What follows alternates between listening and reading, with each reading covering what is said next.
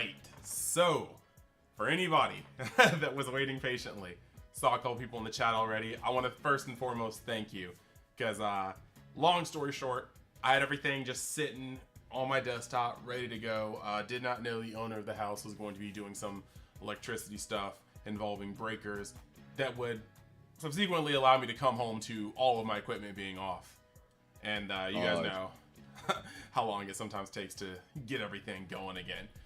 You know, your computer starts up, all this jazz. So let me just low-key shoot a post in the group, and then that should be pretty good. Let people filter in here real quick, and then we can get started.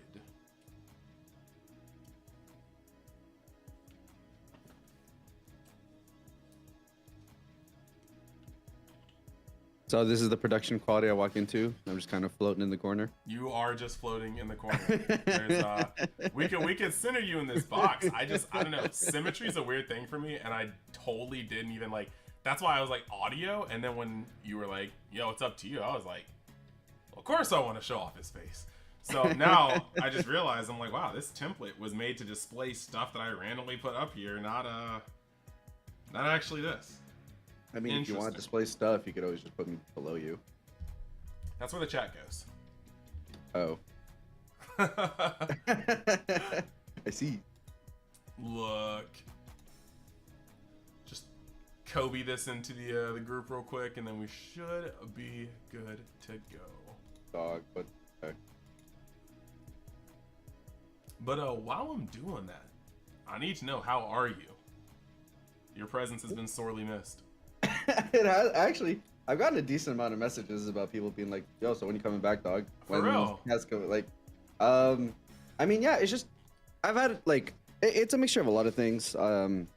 First off, just very little opportunities to play the game personally, in terms of like as a Canadian and with a lot of things I got going on, and then yet on top of that, work, and it's been a lot to try and force myself to churn through content while there's just not much there for me, and me just trying to force it, you know, on and on with like nothing but locals going for me. So, but I've been okay. I mean, if anything, it's definitely rejuvenated me, given me the opportunity to try and like evaluate the kind of things I want to do, and the things I want to accomplish and all that. So I've been good.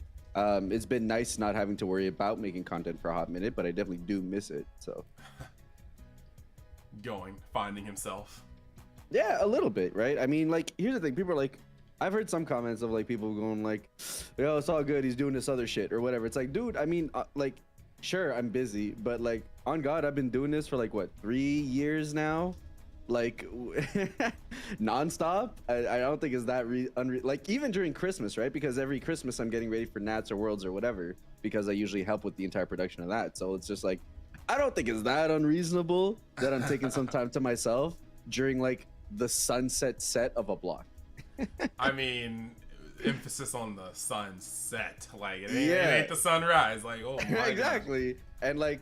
And the tournament circuit didn't support me sticking around at the time anyways, so it was fine. Which I will say, the pricing is significantly better for this second season than the first season, but I think their alt-art choices are much better. There was definitely some pretty cool looking stuff, and I actually have to pull that up soon. Like, I mean, everything you said just made sense. All right, we are getting people in here now. Okay. This is good. This is good. See, look at this. You just start talking, and just people start coming in. It makes sense. It makes so much sense. No, what is this crookedness? Oh my gosh, everything is messed up. I'm so sad. Okay, so look, this is just... Alright, I'm over it. I'm definitely over it. But no, I mean, that is kind of true. Like, every now and then you kind of need to, like, detox. And sometimes it doesn't happen in points that just feel low-key beneficial. Like, heck, there was a literal 6-day gap between the video I put up yesterday and my last video, just because, like, between being tired, work, the one time I tried to go out and see people outside of the house, and then by that time I was just like, bro, I have no time. Like, Living space is a mess. I plan to do that on my next 2 days off, along with more content. I'm just like, bro, like, something's got to give, and it can't be the job that pays my bills. So it kind of has to be the job that doesn't pay my bills. Yeah, I mean, and that's the thing, right? It's kind of finding that balance, because like, especially when you stray away from content that's like, I'm not gonna say free, but like, because I have a lot of friends who do that kind of content, and it's nothing against them, obviously. But when your content is derived around, here's the deck profile, here's the top lists, you know, here's this, when it's like basically content that is derived from the game just existing, as opposed to doing either like discussion videos or breakdowns, or trying to go even more on the creative front and try things like battle series or whatever, right? So it's just it takes a lot of time. It honestly, especially if you're trying to be creative and different with it in the space, and sometimes that just kind of needs to take a back burner, because I think a lot of people overestimate how much YouTubers make. Yeah, it's there's a surprising gap between making money and making sense. Like, no, but I mean, like, you really have to kind of climb up that ladder before you actually start seeing like some really good dividends. But no, like, and there's nothing against anybody who is a reporter, but yeah, like, fact of the matter is there is a big difference between reporting information and creating content. Like, and that's just like, there's a lot more planning that goes into play. Like, I mean, I guess when you're reporting, speed is the biggest factor, speed and consistency. But when you're creating, that stuff takes time, and it's surprisingly stuffy when that's not like your primary thing. Like, you're constantly just trying to make sure that you are not falling behind with everything while you're sitting here. Like, I draft most of my stuff at work, mainly because I got the time. And I only draft now because once upon a time, a person who's probably smarter than I'll give them credit for told me that it would probably work out well if I just structured my content a little bit more instead of just free bowling throughout all my videos. I don't know where he could be right now, but if he's watching, I just like to let him know that I'm trying, wherever he may be. Wherever they be. So looking at the chat, you got Card Games TV, the great Herberto, saying that we were supposed to start the No Super Combo podcast. I think I would have gotten disowned by Father if we went from the Super Combo podcast, the No Super Combo podcast. That would be like... Nah, it's all good. His logo was fire. He put a red no on top of Yeah, ours. Stop it! Oh, no. That would be a spit in the face. Hey, Zuzzy. It is pretty cool. It is pretty cool. We are just here. And I mean, it's like the mini hiatus, but I think it's just kind of cool. The first guest appearance is Dude Man's the start of the podcast, so it is what it is. You got DVS CG things, Aspiri haircut looking fire. It's clean. It's powerful. It's different. If he grows out the beard a little bit more, he's gonna be giving us Kratos vibes by the end of the year.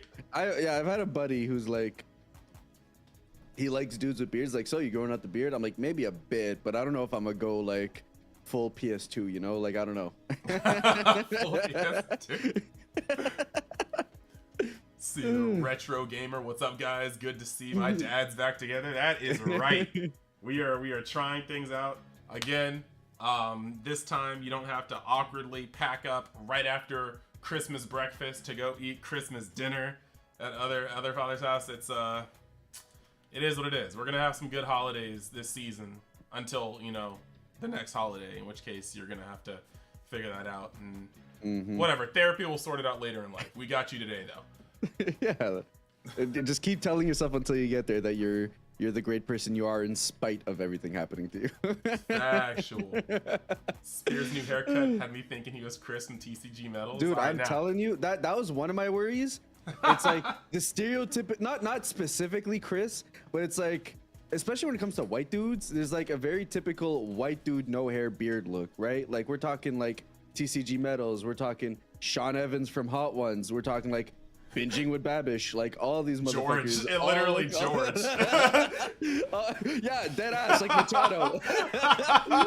like on God, all these motherfuckers look the same. Yes. Oh my gosh.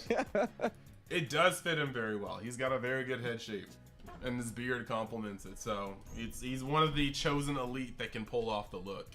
Thankfully, I appreciate my facial hair, but like I've always been afraid of getting rid of the facial hair because I have a big baby face. It's never coming off now. There ain't no way in hell. I mean, it's not that hard to find because Facebook and stuff exists, but if I shave off the pubes that currently sit under my chin, I just like instantly digress to being like a 6'4" high schooler. So I try not to as often as possible. Hey, yo, dude, to be honest, yeah, let me know. Like, I think the next 2 weeks are spoken for. Because I got one guy from the Joe crew, Dane. Dane's going to be pretty cool. He's going to be on here, very analytical dude, and I can't wait for that. And then we've also got... Wait, by the way, can you guys hear Aspira? I just need to know. Okay, I see it. I promise you, they would have 100% already started bitching that I was muted forever ago. All right, so you are definitely... Correct, because I looked down at OBS, I saw like desktop audio muted, but then I see like Discord under it right after I asked that question, so I just had to make sure. But no, yeah, I got Dane coming on probably I think 2 weeks from now. It was gonna be next week, but Giancarlo wants to talk about Gencon after Gencon, not Gencon after Gencon, Philly after Philly, and he'll be commentating Philly, so I think that'll be a pretty good guest. Spoiler alert. But yeah, that's gonna be cool. But yeah, no, dude, yep, it'd be cool to have you on. We can definitely do that. Yeah.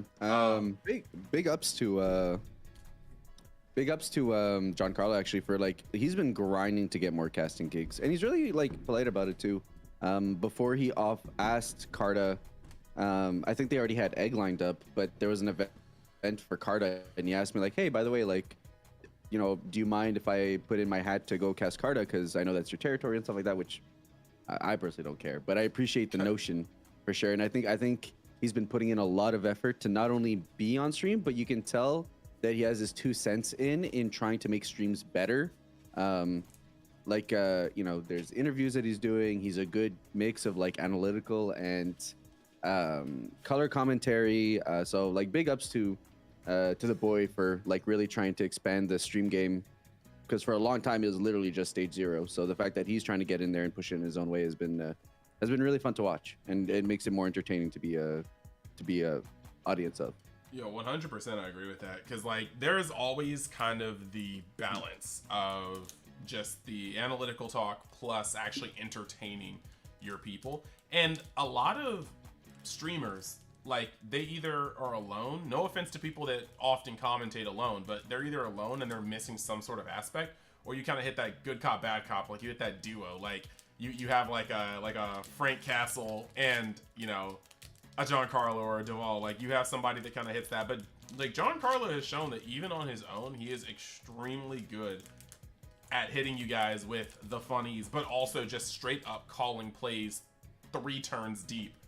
And just you see them play out, or you see a person pivot exactly in the point where he said it'd be sticky. He's really good at it. Like, so we are in for some treats, seeing that he's commentating like the next 4 tournaments for PPG. So I'm down for it. You're looking at let's see, Canadian Adam Vasquez. You gotta chill.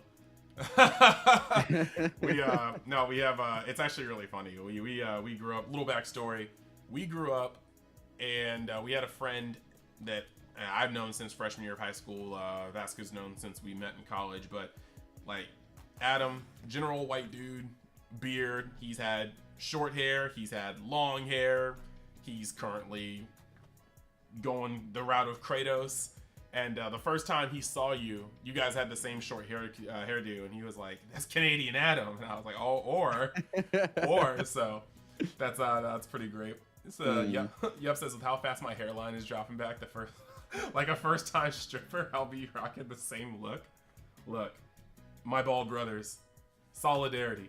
Like I can't stand with you, but solidarity. Fucking Chris just in the back, like, I hear you. Hey, look, it's like, I don't have the head shape. The back of my head is it's unfortunately flat. I don't have that nice little round bulbous like back of it. It's unbecoming. I can't go bald. So I'm just gonna continue to grow out dreadlocks, and the opposite of bald. The kind of opposite, but at the same time, it's like I also can't grow a full beard. So like there are concessions. There are levels for everything you get sometimes things have to be taken to, like not being able to grow a mustache or having a beard that starts to grow up into an imaginary mustache. Like you constantly have to shave the connector pieces because it just looks like some weird Vandal Savage looking. It's just bad. Look, the point is. But then you're 6'4", so. Okay.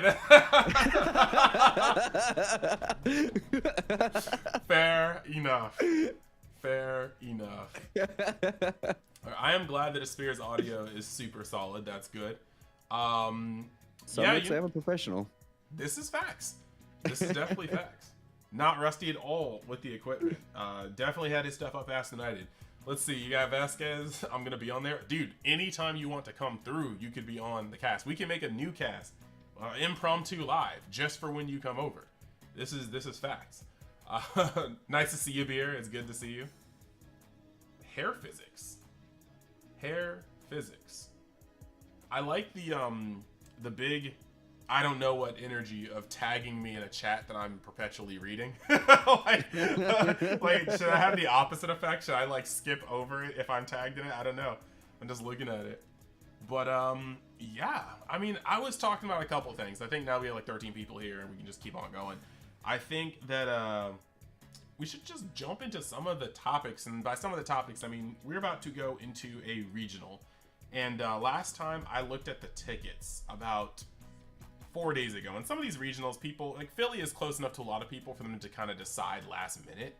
So it's kind of interesting. Like we're looking at, I think there's a 256 person cap, and I saw it was like 181 tickets left. So yeah, I mean that's like, it's weird because that feels small, but when you look at things like Origins, it's already bigger than Origins. Dude, Origins was microscopic. It was bad. This is facts. Like, don't get me wrong. I don't think anyone expected Wednesday to be big, because it's a Wednesday. Mm-hmm. But even I think it was the Friday. But even then, it's because it was a Friday and not a Saturday. I don't know. Like you can tell, it's like a half measure.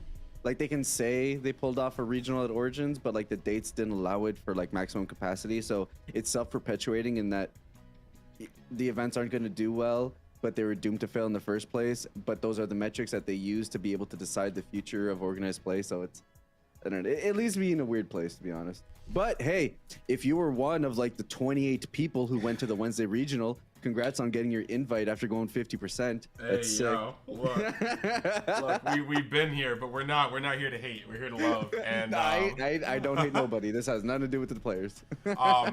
No, it's kind of weird because I can say like with the, I guess, limited stuff that I feel like I'm safe to say, it's definitely a mix. It's not as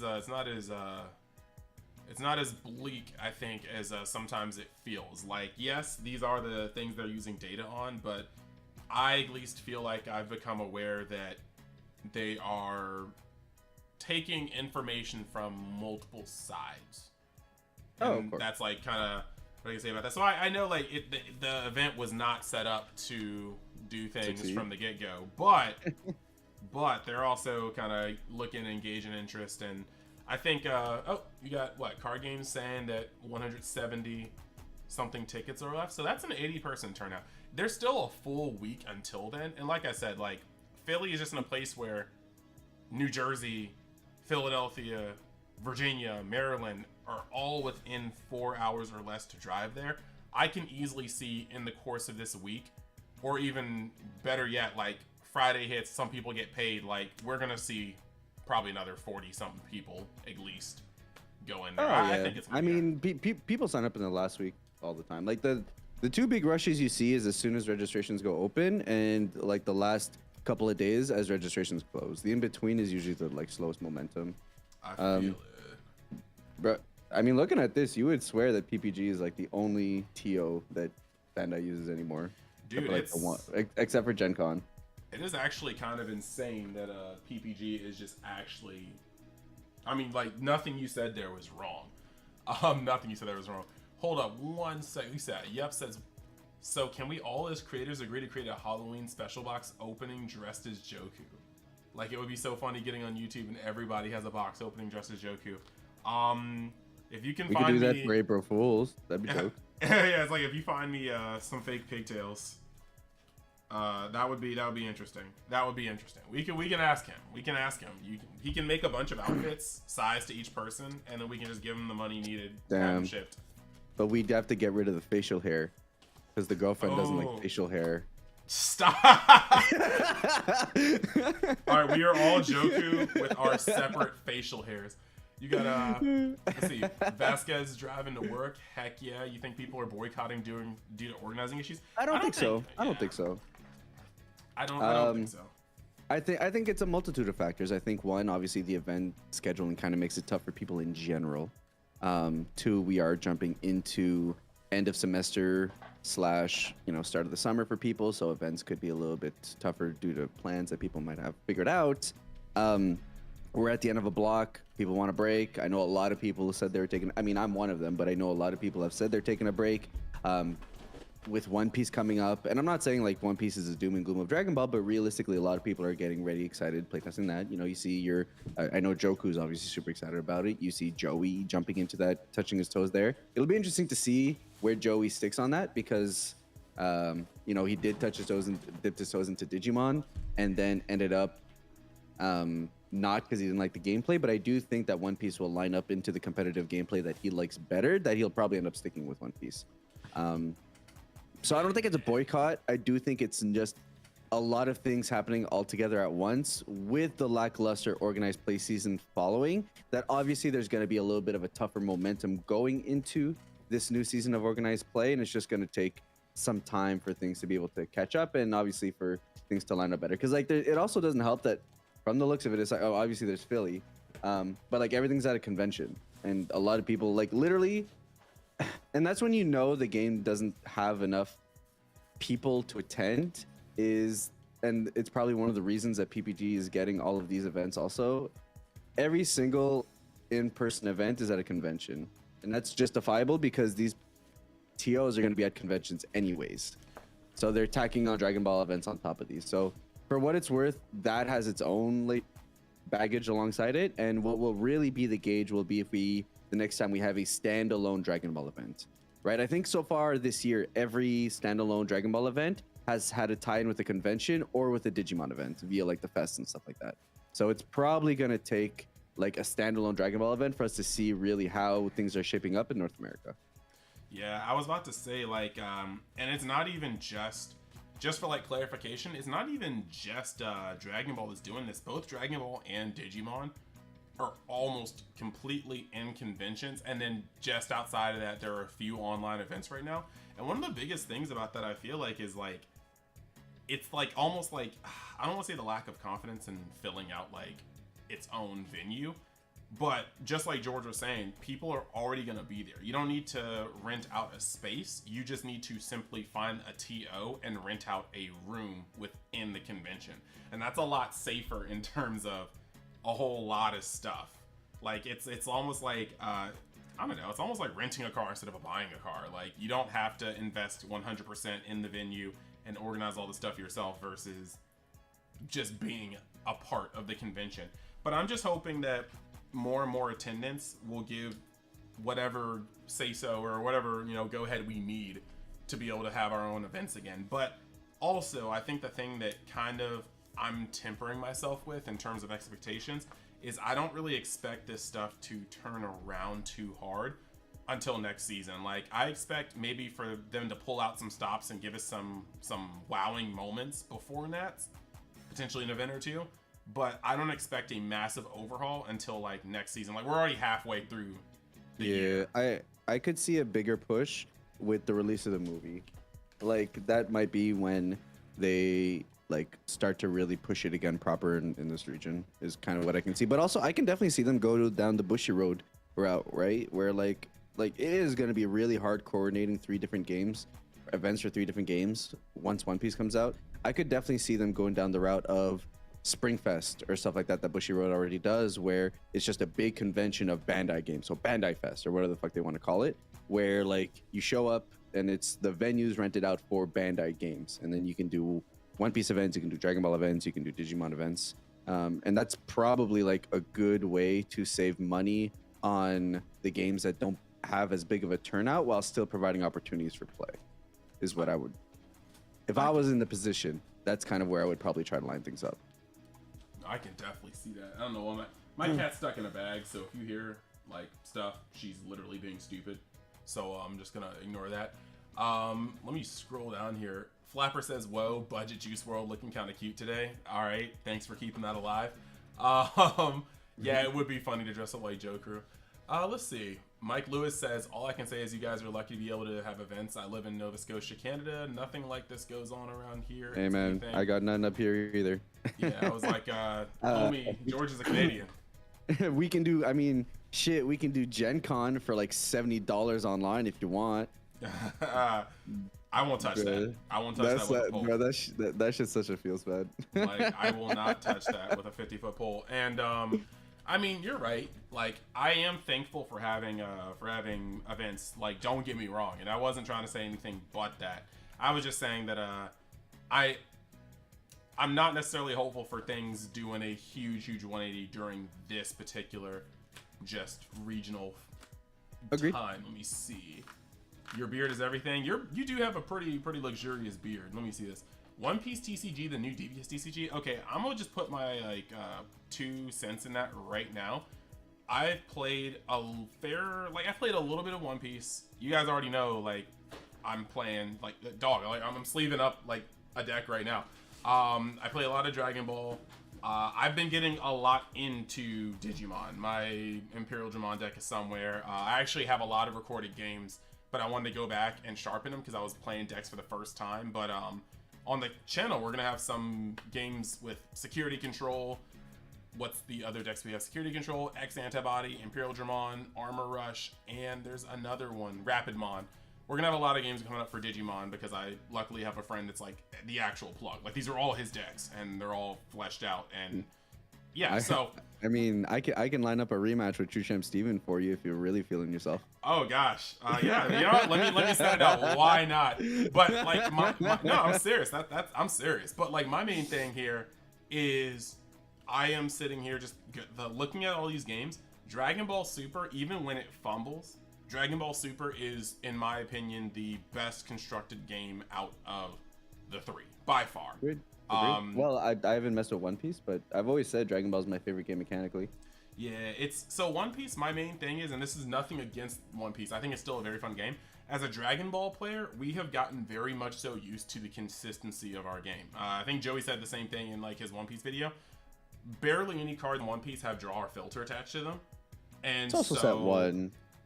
It is set 1, but even in set 1 for Dragon Ball, we had our leaders drawing 1 on their awakened side, their +2s when they flip over, and then you had a couple of floaters. But the only thing cards did in set 1 was basically like cantrip, draw cards, and like have like a couple of keywords on them. Like, gameplay was not mechanically that interesting in GOAT format. Whoa. I personally think the fact that it can be called GOAT format may mean something, because I mean, it was all about like incremental advantage. Like, it's just a name, dude. The format sucks. Oh no, see, I can't. I honestly can't say that. I respect GOAT format for how skill intensive it was and how it's great at shaping players. But I think as a format to play in, it is incredibly stale. I think that I couldn't go back, but I definitely think that a lot of players now suffer, and they don't even know it because they didn't play in a format where 100%. you were forced to understand. 100%. There's a reason the top players of this game are still the ones who have been around for like the longest time. It's because they have that deep understanding of combo and advantage that I would say new players don't, because a lot of archetypes in New Wave Dragon Ball do a lot of the work for you, right? So like Dark Broly is like the easiest archetype to talk about, where it's like, why would you ever learn how to combo appropriately in a deck that has a bunch of 30Ks? And then on top of that, it's really funny because even though that is a very true statement, you have a Dark Broly player versus a Dark Broly player with good fundamentals, and it's bad. Like, you just start getting ran over, and then you're like, oh man, like, what's going on? So I mean, it's kind of weird, but like, One Piece is in a place right now where not every card has combo power. Not every card has that counter power. On top of that, it's not like you're getting a +1 from your leader every turn. So there are gonna be games where you're going back and forth and you really are chilling here with like 4 cards in hand. Like it feels a lot weirder than what we're currently used to. And sometimes I feel like less options just means like less lines of play. I mean, that's what it actually means, but then that kind of makes it feel sometimes interesting. So I'm willing to see where the game goes. I'm very excited to play it, but I don't think that One Piece is just replacing Dragon Ball, because I think Dragon Ball still has the best competitive setup. And if our prizing just gets juiced next format or later this format, like that's the mark of a competitive game getting screen time. Like the mechanics need to be good, but if the prizing is great, people are going to play the game no matter how weird it is. And the fact that our game is already mechanically great, we just need some better prizing and structure. Trying to not get swamped by these real quick because I'm still kind of new to the streaming thing. Chris Keith said Akon at 130. You expect Philly to have at least this much? I mean, I expect so, but like if it's anything like Philly Yu-Gi-Oh regionals, we would consider those like YCS, like, and we half YCSs, because they'd be sitting at like 400, 500 players for a freaking regional. Honestly, if Dragon Ball sat at about 120 players for a regional, I would think that'd be fine. Obviously, it'd be nice if the event's capped or whatever, but I do actually think numbers-wise, in regards to how I feel the momentum is in the game at the moment, I think that would be okay. I think that would show like a decent amount of players still willing to participate and play in the game. I feel it. And yeah, it's like you were thinking about diving into some One Piece content as well. Right now, honestly, I think it's kind of the best place because there's not a lot of it out there. People are playing untapped games. People like myself are covering cards and kind of breaking them down. And when it gets to that, like, that's very manageable. At this point, they're trickling out cards so slowly that you can essentially kind of form when you want to do videos, and you're not really stuck on something. Now, once they start releasing stuff, you got box openings in the first tournaments, then you might feel stressed. So I would say if you want to get into One Piece, it's probably good to, like, as a content creator, to start easing yourself into it right now while there's still just not an overload of content. The time to get in is now, because people are going to start looking for the content when the game releases. So I don't know if there's like people have done like how to play videos that are like kind of going through the like translations that were passed down, so it's a little bit rough. So I'm almost thinking about like properly making like a full-on how to play video that's more structured and not just the translations, like from someone who acts like he kind of knows what he's talking about, kind of like with my my hero video. And dude, that video kills. Like, is that 24K views or something? It is the most viewed video I have every single month. I'm telling you, how to plays are broken. So I mean, it's true, and I've been thinking about this, but every time I'm like, am I gonna stomp on toes? Because I know a lot of like friends that have done this, and so I'm like, but at the same time, you know what? It's not competitive, but it's not always a handholdy scene. I mean, either, it's not about competition, but it is a game, right? Like you do kind of like when I look up like My Hero Academia card game, the first video that pops up is mine, and that's not even just trying to flex. That's just like, it's a reality. So it's like with super players, whenever you look up Dragon Ball Super card game, for the longest time, I don't know if it's still true, but for the longest time, the only videos that come up are super players or like a Joey video, and between those two. And obviously that means that you're able to position yourself as the first point of contact for anyone looking to get into the card game. And like it or not, people attach themselves to that. So there are some people who their first like attachment to the My Hero Academia card game was through me, because the first videos they watched was my how to play and then my box opening. So if you have the ability to put yourself as the first point of contact, people will always then want to derive that part of content from you. It's why, you know, super players has as big of a following as they have, even after like going into different dips of content Dragon Ball wise for such a long time. It's because they're the guys that people have always known, and people love that kind of comfort. So at the end of the day, if you grind the work and you put out videos before your buddies, like, shit, man, I don't know what to tell you. Then hope yours is better than mine. I mean, then we're gonna have to no sleep the next 2 days, because I mean, I just need to look. This is my like low-key neurosis. It just is what it is. I can't stop. I'm in the middle of a live stream with a spear, reading your comments, sleeving cards. It's just, I need to be busy at all times. look at this. Let's see. Do you think the new Zenkai series for DBS will make it more hype again? Every time they introduce a mechanic that changes the game this much, it's going to do something for the popularity of the game, because at the end of the day, casuals, collectors that play but often just kind of be like, wow, I'm not that good, or just like, I don't really like grinding. Competitive players that want to see how they can press, deck builders who may not even get out much but they just love the mechanic. It's going to invigorate the scene on a lot of different fronts. So especially if they start attaching hype characters, and I mean, just the teaser itself had a Gohan, a Piccolo, a Goku, and a Vegeta. Goku clearly went from Blue to Ultra Instinct when they're kind of flashing from set 1 to this. We know Gohan and Piccolo are in the movie. Like, we're getting reboot starter decks next set from very popular leaders. It's safe to say that this is probably going to, like, especially with Bandai low-key being aware that Ultimate Squad in terms of sales was kind of a flop. There's no way that Zenkai Boost is not about to come out the gates swinging. So I'm looking forward to it. I kind of want to make a predictions video on the things I expect Zenkai Boost to bring. But the big highlights is that one, I 100% expect gameplay to revolve around Zenkai boosting your leader. In the same fashion in which Unisons completely took over the game once they were released.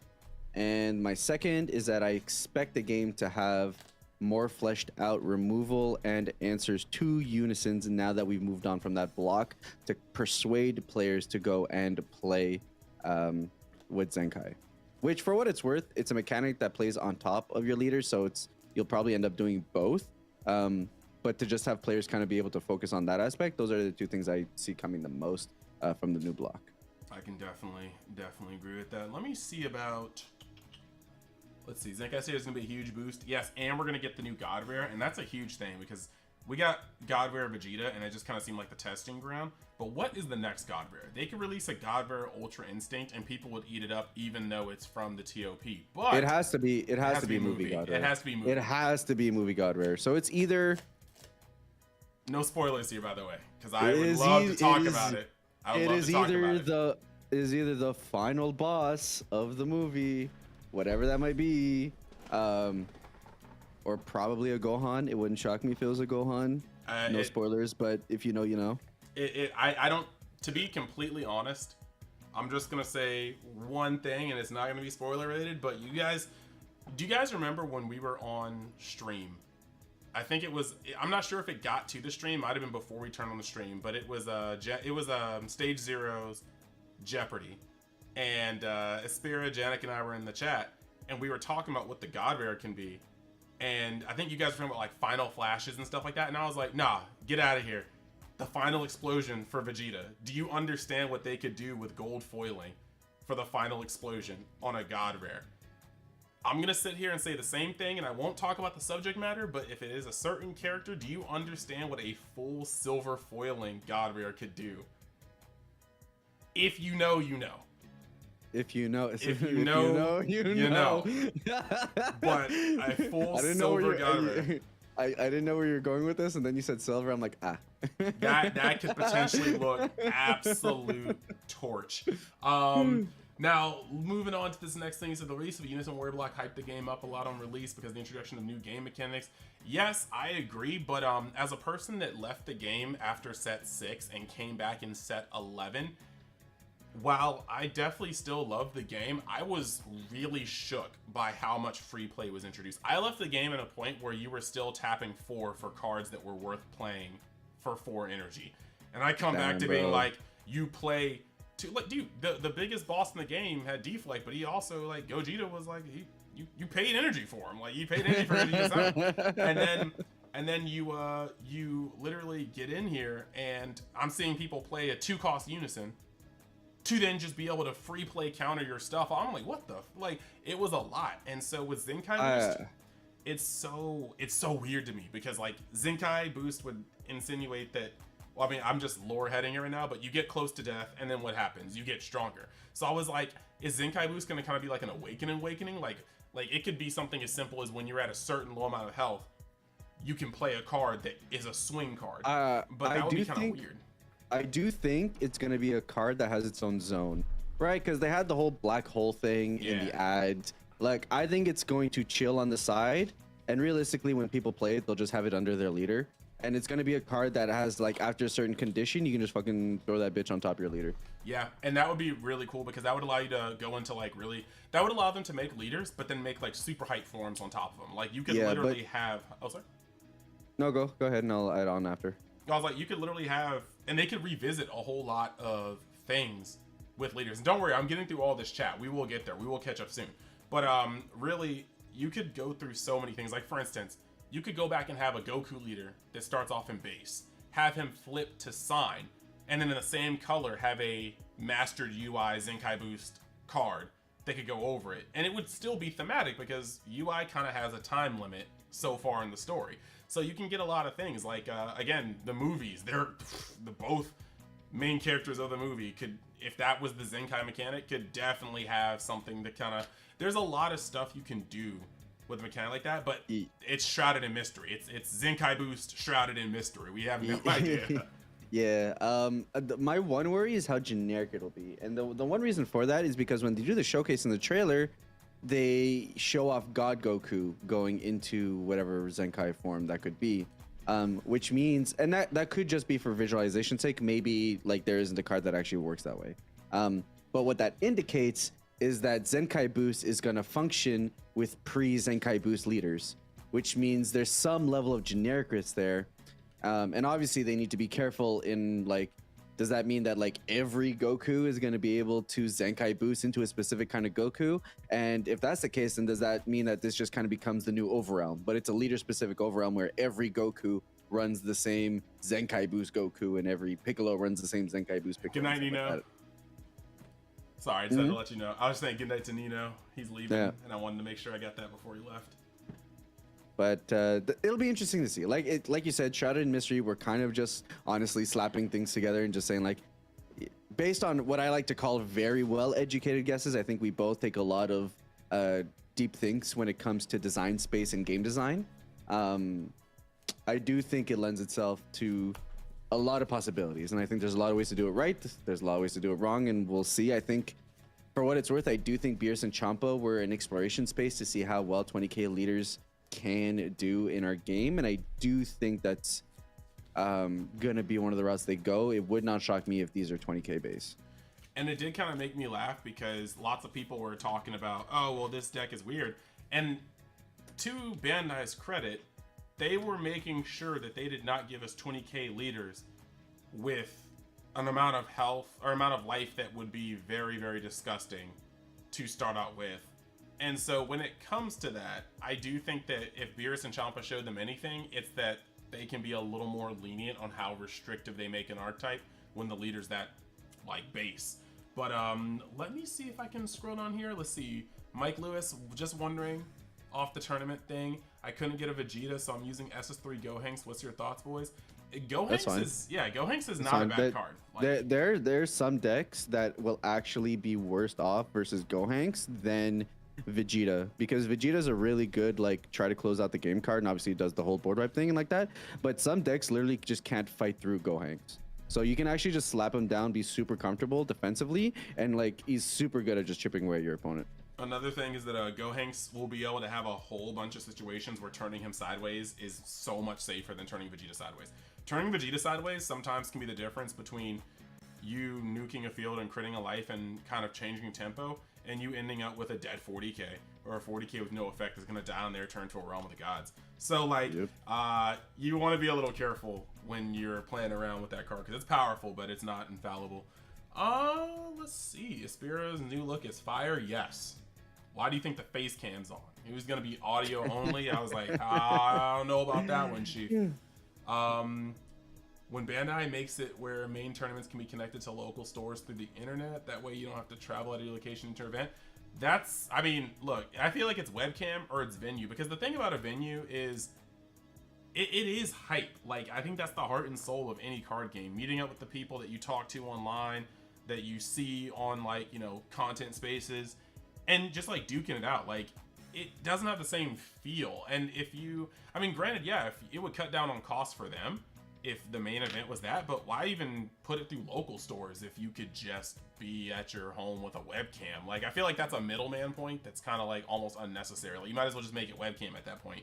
But I don't think they're ever gonna phase out main events being actual get-togethers. We just happen to go through a pandemic, and then, you know, the Bandai for some reason, well, I mean, not for some reason, for reasons, has probably deemed it a little scary to make full-blown events. But we're seeing it. We still have a lot of time. Like, even though this game is getting to its 5th year, that's still actually not that long for a card game. It's longer than most card games that die, but it's not long in the term of card games like existing. Like, this game has had a wonderful run, and like, that's not me saying that the run is dead. But in terms of like everything that this game was able to achieve, like from a prestige standpoint, from a gameplay standpoint, from a creator standpoint, I think we have some phenomenal creators for the size of our game. From the point of prizing, like I'm from cards in general, but like because our SPRs are like hard to beat for any card game. But the prizing, the fact that we have a world circuit with a world champion. The fact that we have like metal championship cards and we're in like 7 different regions, like the game has had a phenomenal run up to this point, and like regardless of what happens from here on out, it's done some wonderful things. So like I think we get lost in the sauce because we compare to the big 3 a lot, but realistically Dragon Ball has been a fantastic game for a very long time, and the fact that it did as well as it did through the pandemic as well, like it's awesome. Like, don't like people sometimes like to hype up shit like MetaZoo and stuff like that. Bro, do you even know a MetaZoo player? Like, hello? MetaZoo looks like somebody wrote the art for the cards with like holding the crayon like this. It's kind of, I don't know. It's MetaZoo. That's a whole nother thing. Right? But it's like the card game's doing great. It's doing fantastic, and it's done wonderful things. So. Yeah, I feel that. I will say, let's see. While we're talking about the big 3, I think a lot of people have to realize too, like the big 3 all had their starting points. Like Pokemon at one point was just that new game that kids like to play off of that show that my kid watches after school. Yu-Gi-Oh used to almost be the same thing. At some point, 2,000 people would travel to play in a Shonen Jump tournament knowing that only 4 people were going to get enough prizing to even make it. Like there wasn't even entry. You go and you show up and you get like not even a playmat. And then top 4 people would catch that gold sarcophagus, that Doom Caliber Knight, that Crush card, and they might not even sell it. So like that is just kind of wild to me. Like, you got to understand every card game starts somewhere, and when you compare things to the big 3, they are so far mature. Yeah. It's just impossible to really try to compare and they've had their dips too. I mean, Yu-Gi-Oh almost died with Yu-Gi-Oh almost died with Dark Arm Dragon. Magic almost died with like Kamigawa. Like, they've all had their dips, and they've all, you know, been resourceful around how to push it back and come back to it. And the benefit having that, you know, there's so many ways to explore the card game space now than there was before then, and accessibility with things like webcams and stuff like that. There's a lot of opportunities for momentum to bounce back. And so I think if anything, we can look at their trends and the things that they've been through as an understanding to how to maneuver that space ourselves. Thuggin'. Correct. Let's see. Vasquez says 5 drops Gotenks is lit. That was the OG card. That was a lot of power on a card. And I think in my color identity video, I mentioned how that card was just a blue card randomly in green for some reason on release. Like, that dude came down for 5, untapped 2, and drew 1. Like, that was the most blue effect at the point in the game, just randomly on some green card. And then they had double strike. It was just, that card was just overtuned, and it was a rare. It had like SR level power as a rare in set 1, but it'd be what it is. Spirit looks like Chris Anderson's brother, the guy who makes Metal Eaters. Well, we definitely know who the guy who makes Metal Eaters is, because like he's actually my friend, and my desk is, I'm not even gonna say littered because some of these are works of art. I just don't like Baby because of Baby. I don't like GT at all. But we have Metal Eaters all over the place because we both are very, very much so in the know with Mr. Anderson. Let's see, for U7 Goku, yeah, we were talking about the Gohanks versus SR over Vegeta. The only other thing is if you're playing Gohanks in U7, just know that you can't ever recur your secret rare if you mill it. So that may, if U7 is your deck, and to be fair, I don't think there's many ways you can hit U7. I think U7 is just gonna get power crept around. I don't think they're ever gonna make it worse. I think it'd be worth investing in a Vegeta. I think it's the SCR for your deck, and if you are going to get mileage out of the deck, I think that's just what you pick up. It's the blue hatch for red, dog, I think. It's a color defining SCR. Let's see. There's a DBS event being hosted by Carta Magica and Anime North next month. All right. Yep. They still can't officially announce it. I don't know why, but they did talk about it on their Discord. So if you're going to Anime North, which is the biggest anime convention in Canada, I think. It's in Toronto, and they will have events on that weekend, or an event, I think at least one. Heat. Let's see. You enjoy Magic for its versatility, but mechanically, DBS I do enjoy. It can just be overwhelming at times. Honestly, I'm gonna say this, Vasquez, and I don't know how we haven't talked about this before because we've been playing card games with each other for like almost a decade. But Magic, if you have your head around Magic, I think you might be putting low-key a stigma on DBS that doesn't need to be there, because until I played DBS, I did not think any game stepped into the realm of Magic. But to be fair, I think that Magic and DBS are very, very close in terms of interaction. I just feel like Magic, in most cases, in most formats, it is not as easy to surmount your opponent's advantage when they're on a roll. I think it's also different. I mean, sure, because I think there's the advantage-based way that Magic works functionally just makes it really hard to come back from anything. But I think on an interaction level, they're kind of the same. But the way I see it is that whereas Dragon Ball is more of like a fighter, let's say, Magic gives me more sandbox vibes, right? Like in Dragon Ball, we have archetypes and there's a very specific type of gameplay. And like, while we have like control and loose control and loose, that's it, right? Like loose control, tempo and aggro. At the end of the day, we understand what that means, but if we're looking from like a high level design perspective, almost all decks aside from alt win-con decks kind of do the same thing anyways. They just do it at a different tempo, which orients them towards like control or whatever like that. And that's just because of the way that the game works. Whereas like Magic feels like an actual sandbox where I can make whatever I want to work, right? And that has to do with things like enchantments and the way that things interact and the way that archetypes are made on a more generic scale. So like if every card worked generically for every set the way the draft box did, but we'd probably be more into the Dragon realm or into the Magic realm at that point. So that's why I say oftentimes that Dragon Ball is Yu-Gi-Oh! If it had the resource management and interaction timings of Magic. I can definitely see that. Like, to cap off your comment, Vasquez, I do believe that now that you are grinding consistently on MTG Arena, I think you'd be very surprised at your level of success if you tried to grind competitively in Dragon Ball. Like, the fact that you are coming out with dubs in Magic, you are already above the skill level of quite a few people that you may have been struggling against playing this game previously.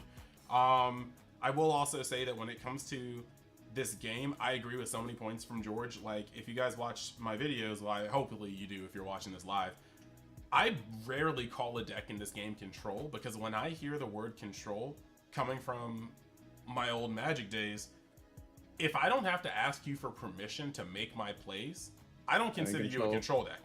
That ain't control. I just don't. So when people are like, oh yeah, U7 is low-key a control deck. No offense to anybody that says that. Like, shout outs to the big homie Janik.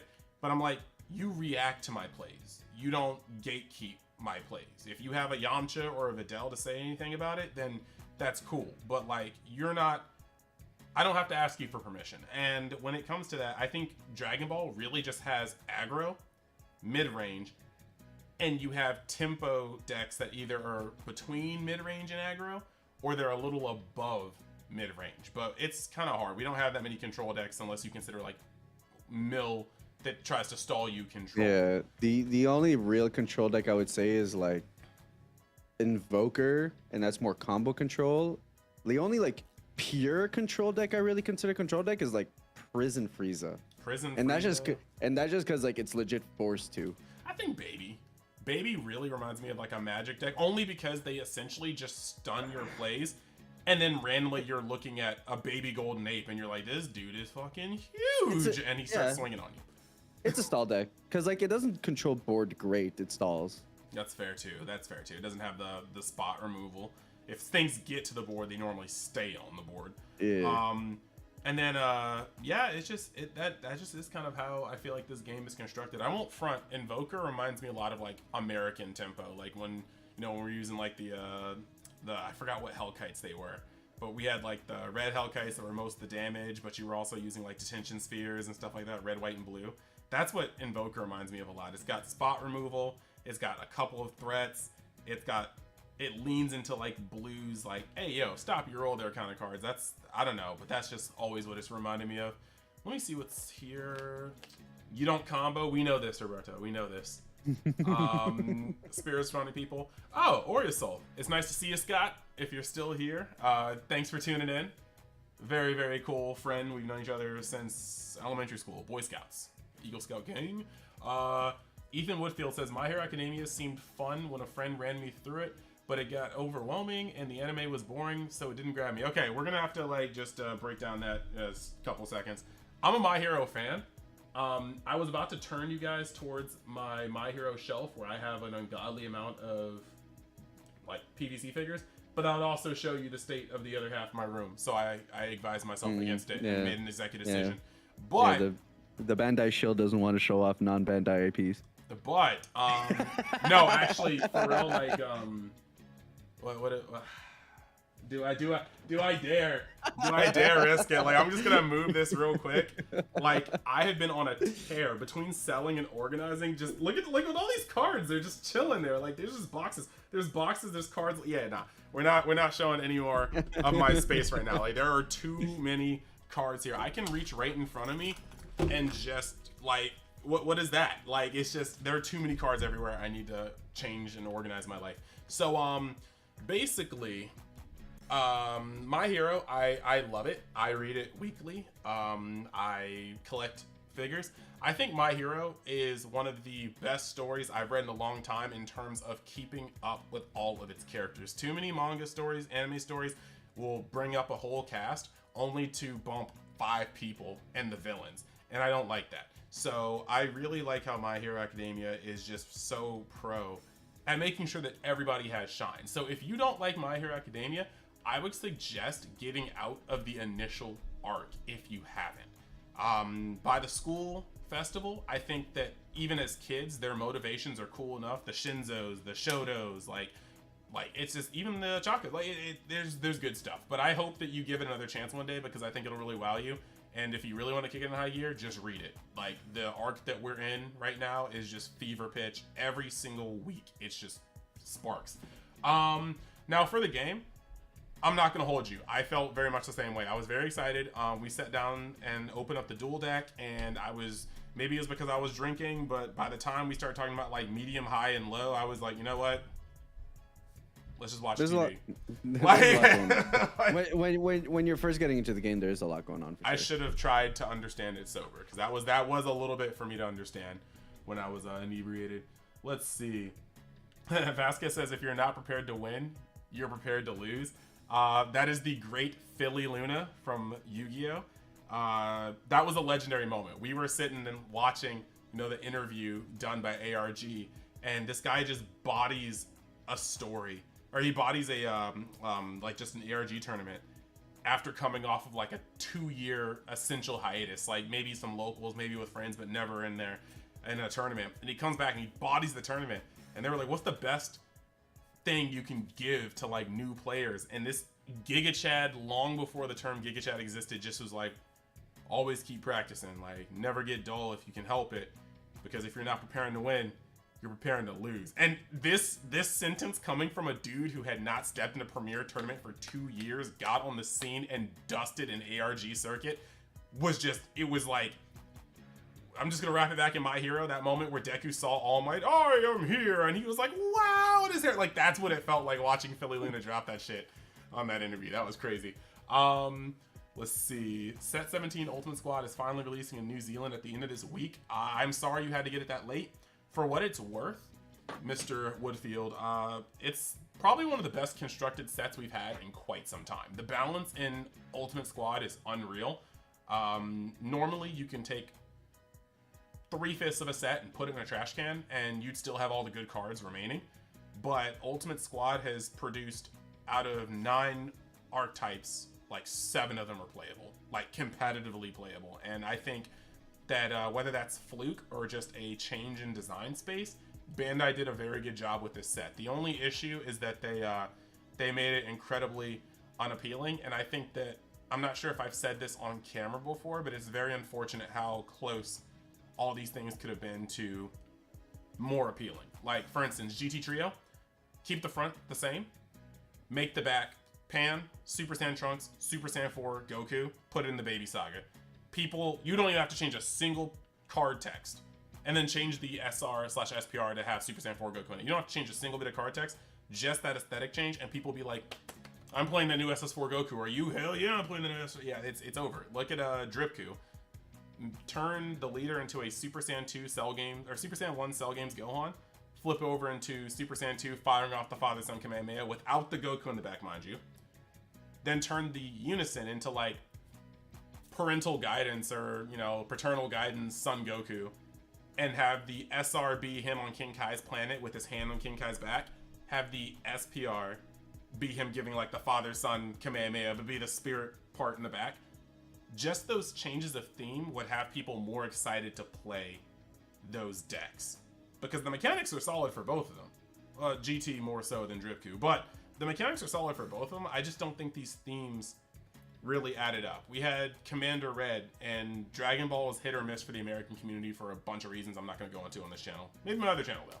But instead of a Commander Red, you could have had a Jiro leader and been like pinnacle of the Red Ribbon Army, and in the background just have every single officer that's ever been in the, like, just Jiro in the front, and then just the kind of transparent, you know, Commander Red, General Blue, Officer Black, and that would have been a cool legacy card, and it just would have been cooler than seeing Commander Red jumping into a robot. So I think that this set could have done a lot better just choosing the leaders better, and they don't even have to change much. Making the secret rares playable? That is a huge factor too. I know they were trying to scale down the power level of the secret rares, but this was wild. This was definitely wild. You see, Blanco, I'm gonna need you to stop, Matthew Monk. You're in dangerous territory. Mike Lewis says tablet crapped out, missed a whole bunch of stuff. I think I answered your questions after you came back, so we should be good.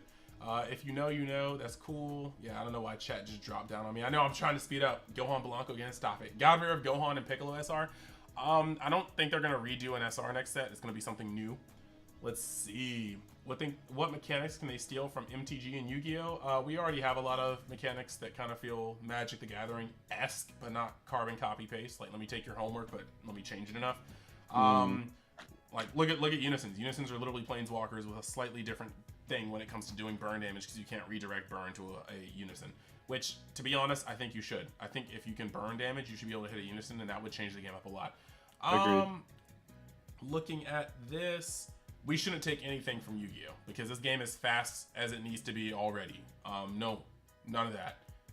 Probably leader evolution mechanic. Yeah, we were talking about that too. But I think it's gonna be like a temporary leader, either a temporary leader or something you can't use until you're in dire straits. Yeah, like legit, like 1 life type switch. Yeah, they would never do it through webcams to avoid people using counterfeit cards. Correct. I agree, Mr. Warriorsoul. I agree. Rising, you didn't really miss a lot. You just missed a lot, but it's okay because not only can you stick around and keep chilling with us, but you can also listen to this when we put the thing up tomorrow, because ad revenue is ad revenue, so you know I'm gonna double dip. You feel me? Arale God Rare, imagine. No, that would tank hard. I don't even care how good Arale is. They could make Arale a tier 0 like Apex, generic black Apex level power card. People would be pissed if our God Rare was Arale. Like, they just pissed. Like, the fact that she would take up a spot as a SER and the God Rare, people would literally boycott that set out of pure spite. Yeah, like, the people who like Arale, don't get me wrong, like what you like, power to you. But do also recognize that you are the one in, like, 999 who want Arale as a God Rare. And it's almost like making Arale a God Rare would literally be like the culmination of the things done wrong in Ultimate Squad. You could have just taken that character, thrown it away, and put a Goku, a Vegeta, a Gohan on it, and it would have been instant fire. But instead, you chose to mismanage whoever you wanted to put on the card or the theme, and because of that, people are gonna hate you. Don't do it. Let's see. Aspira looking ready for the summer. It is about to be a hot SP summer. Like, just look at them. Dude, I'm gonna just say, like, 2 days in as a ball dude, on God, my head's cold AF. And 2, I am so concerned for heat stroke. Well, you're gonna be fine with the heat stroke. It's not gonna affect you, but I also do get that because often I have an undercut, and if I let my hair grow out too long and then go straight to like a skin fade again, I'll walk outside and the air will just go by the back of my head and I'll be like, ooh, like, and it just catches me. Or the worst part is after shaving my hair, like my dreads will like brush across my hair and I'll be like, ah, like spider danger. Like it's just weird. I'm still not used to having long hair, even though it's been a year. Let's see. No, you'll play against actual players. If I'm playing against actual players, you might as well just travel to the venue. So that's part of the fun, like going out and just be around other people and exploring the city. Like, you know how cool it is to not only play with people you don't normally play with, but also be in a city you've never been around. I've been to so many states in the US, and it's literally just because of Yu-Gi-Oh! And now Dragon Ball. I don't think Dragon Ball's taken me to any places I haven't been really before, like different places in states, but the whole point is that's just part of like the charm. Speaking of games of the year, or games 5th year, what do you think the SCR reprints will be in the 2022 anniversary box?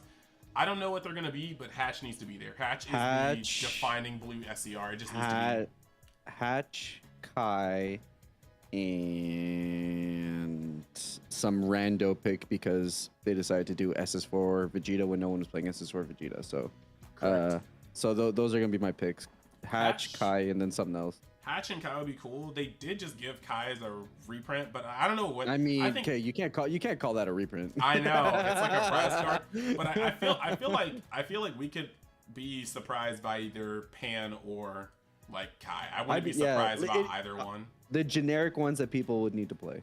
Yeah, and like then, Hatch. Like the only one I guarantee for sure is Hatch. There's no way Hatch isn't one of the reprints.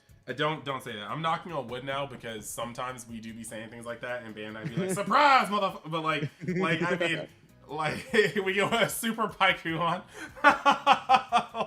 Dude, I had people fight me on stream when that card came out because I kept telling them it was bad. I mean, it was awful, but we made jokes about it. But no, I mean it's basically I think Hatch is a shoe-in.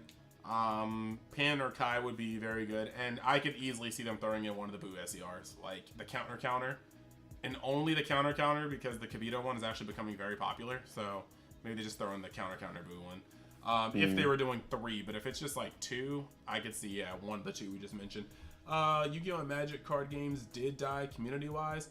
Magic is literally just Magic and Yu-Gi-Oh! Are in that too big to die thing. Like people will complain about Magic and Yu-Gi-Oh! While still actively competing and buying their product by the sealed metric tons.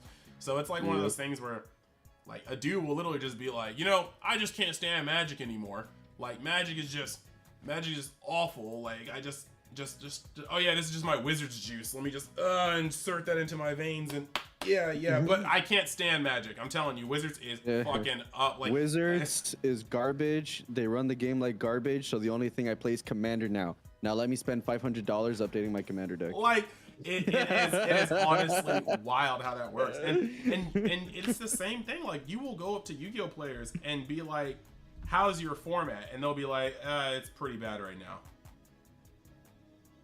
And they're just like, cool, so do you want to go get some food next weekend? No, I'll actually be in New York playing the YC. What? Like, huh?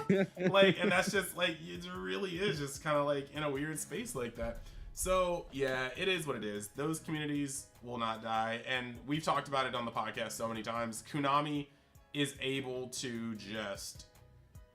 Konami is the main villain of the TCG world right now. They can treat...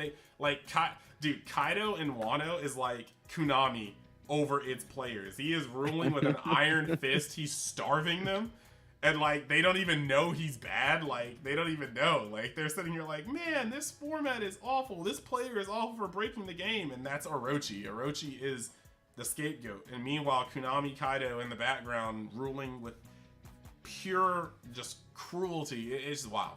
It's honestly just crazy.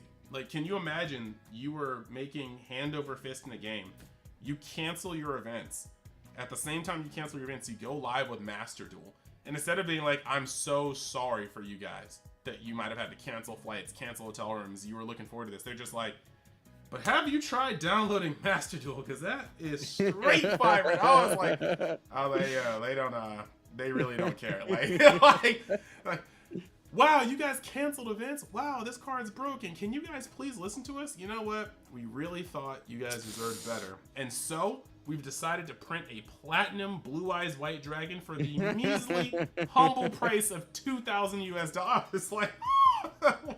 Like Konami is on another level, and it's just so crazy because like it's so unapologetic, and it just works. Like, people get mad about stuff, and Konami's just like, I'm not pressing on the brakes, and then they're just like, you got it, chicken accomplished. Like, I'll move out the way. Like, and you're like, wow, all right then. Meanwhile, Dragon Ball players, did you just insinuate that you're lessening this stand? Oh, hell no. To the forums! Like, Dragon Ball players will smell something they don't like, and just like, it's the entire next month of complaints online. And like, yes, sir. And meanwhile, Konami's like, yeah, that rare is actually a 3 of, and the secret rare is not being played, so we're switching their rarities. Have fun, scrubs. And they're like, damn.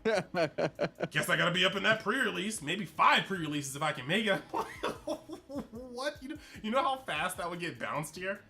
Like, if they just spoiled a bunch of cards, and they were just like, oh, this card's actually busted. Yeah, it's Alt-Art SPR rarity only. Try pulling it. Like, actually.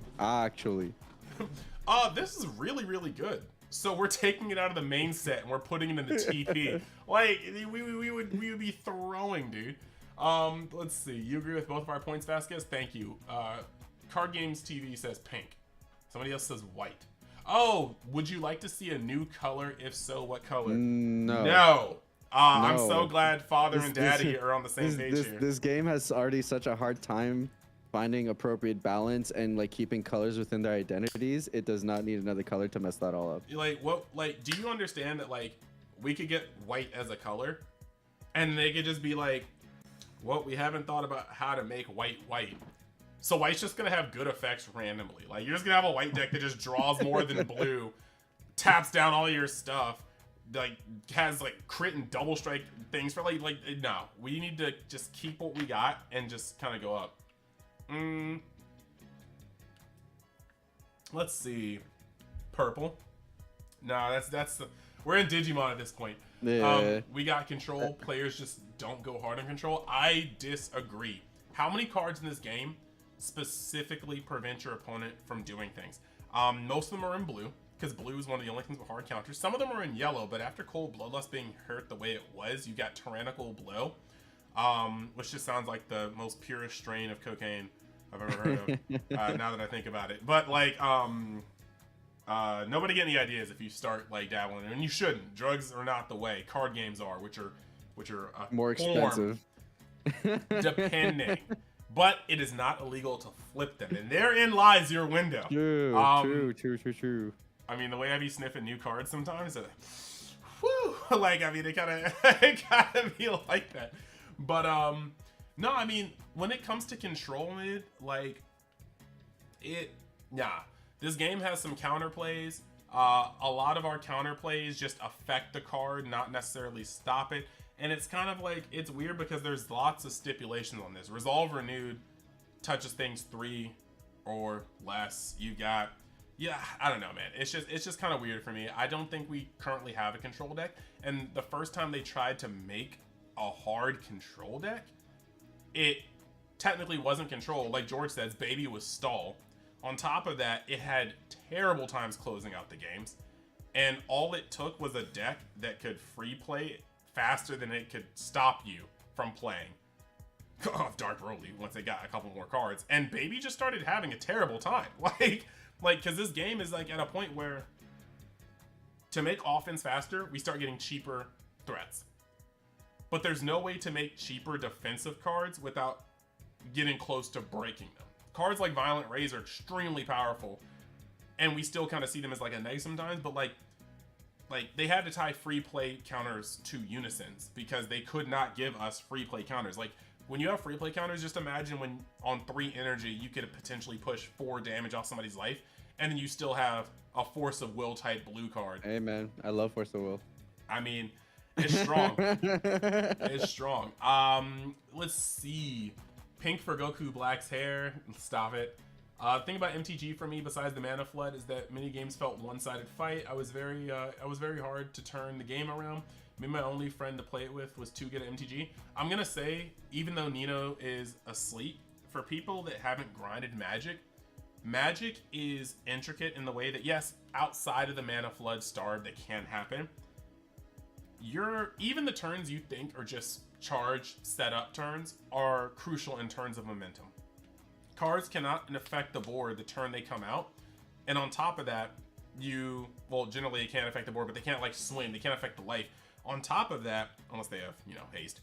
But on top of that, that gives you often windows to when your opponent plays something, on your next turn, you can immediately decide whether you want to respond to that threat or further your other board. And these interactions are always crucial. Advantage is special in Magic in the sense that there are very few swings. And when they are in the format, you feel it. Sphinx's Rev, you feel it. But like, in terms of advantage, you can really start losing a struggle 3 turns before you realize that you are on a downward spiral. And as a new player, it's very easy for that to happen. You may think that on turn 5, you threw the game.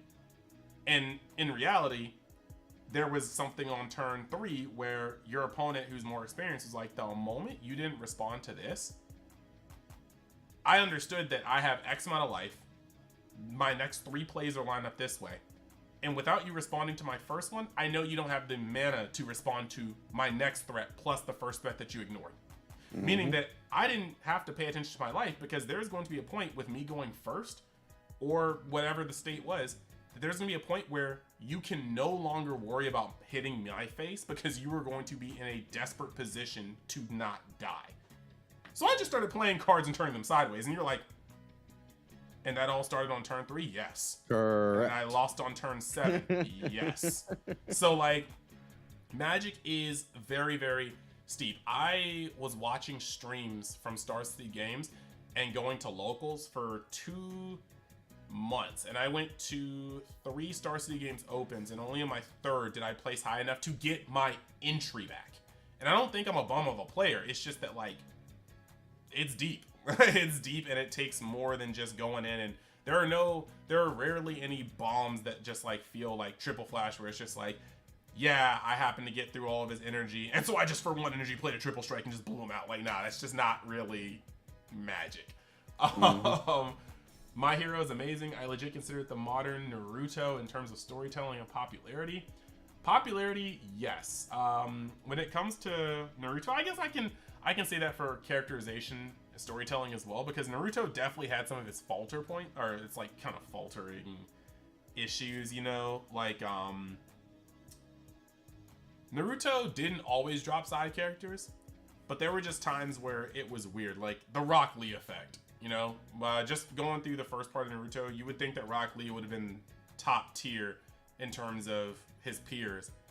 He's literally a miniature Might Guy, and in the same scene they had Might Guy like actually go absolutely nutsack stupid, and then Rock Lee sitting there with his mouth open doing nothing. It's it was just very, very strange. So I definitely can see what you're coming off of though. I just have like, as much as I love Naruto, I have some issues with Naruto. Find infinite combo win con and you good in MTG. Well, you see, I mean, there's like 2 formats at this point, which that's true, right. So. I was like, you want to play some Legacy? Sure. Modern, I don't even really think it's getting there. Commander, yes. But Standard, nah. That's not. Yeah, that's just not. That's not happening. Yeah. What's up? Unless you want to see Healy Felwar Guardians come. Hey man, that was my deck, dog. Hey, I made money that weekend, but like it's still trash. There's no reasons why I should have like won just for having a functional brainstem. What's up, party people? Beer, we are up. This is the party. I literally party time. It's my weekend because I'm off for the next 2 days. Bus line, Philly Luna, salute. Yes, of the Philly Luna. Yes. He's a legend, dude. He is a legend. Literally came in, won another tournament, and then just went back to doing real estate. And I think dude's happy with like either 1 or 2 children right now. Dude, salute, guy. That's the dream. That's all. Once you master the basics of anything, you can do it no matter what. You don't need to practice all the time to be good at something. I'm Herberto. I don't know, Chief. I don't know, Chief.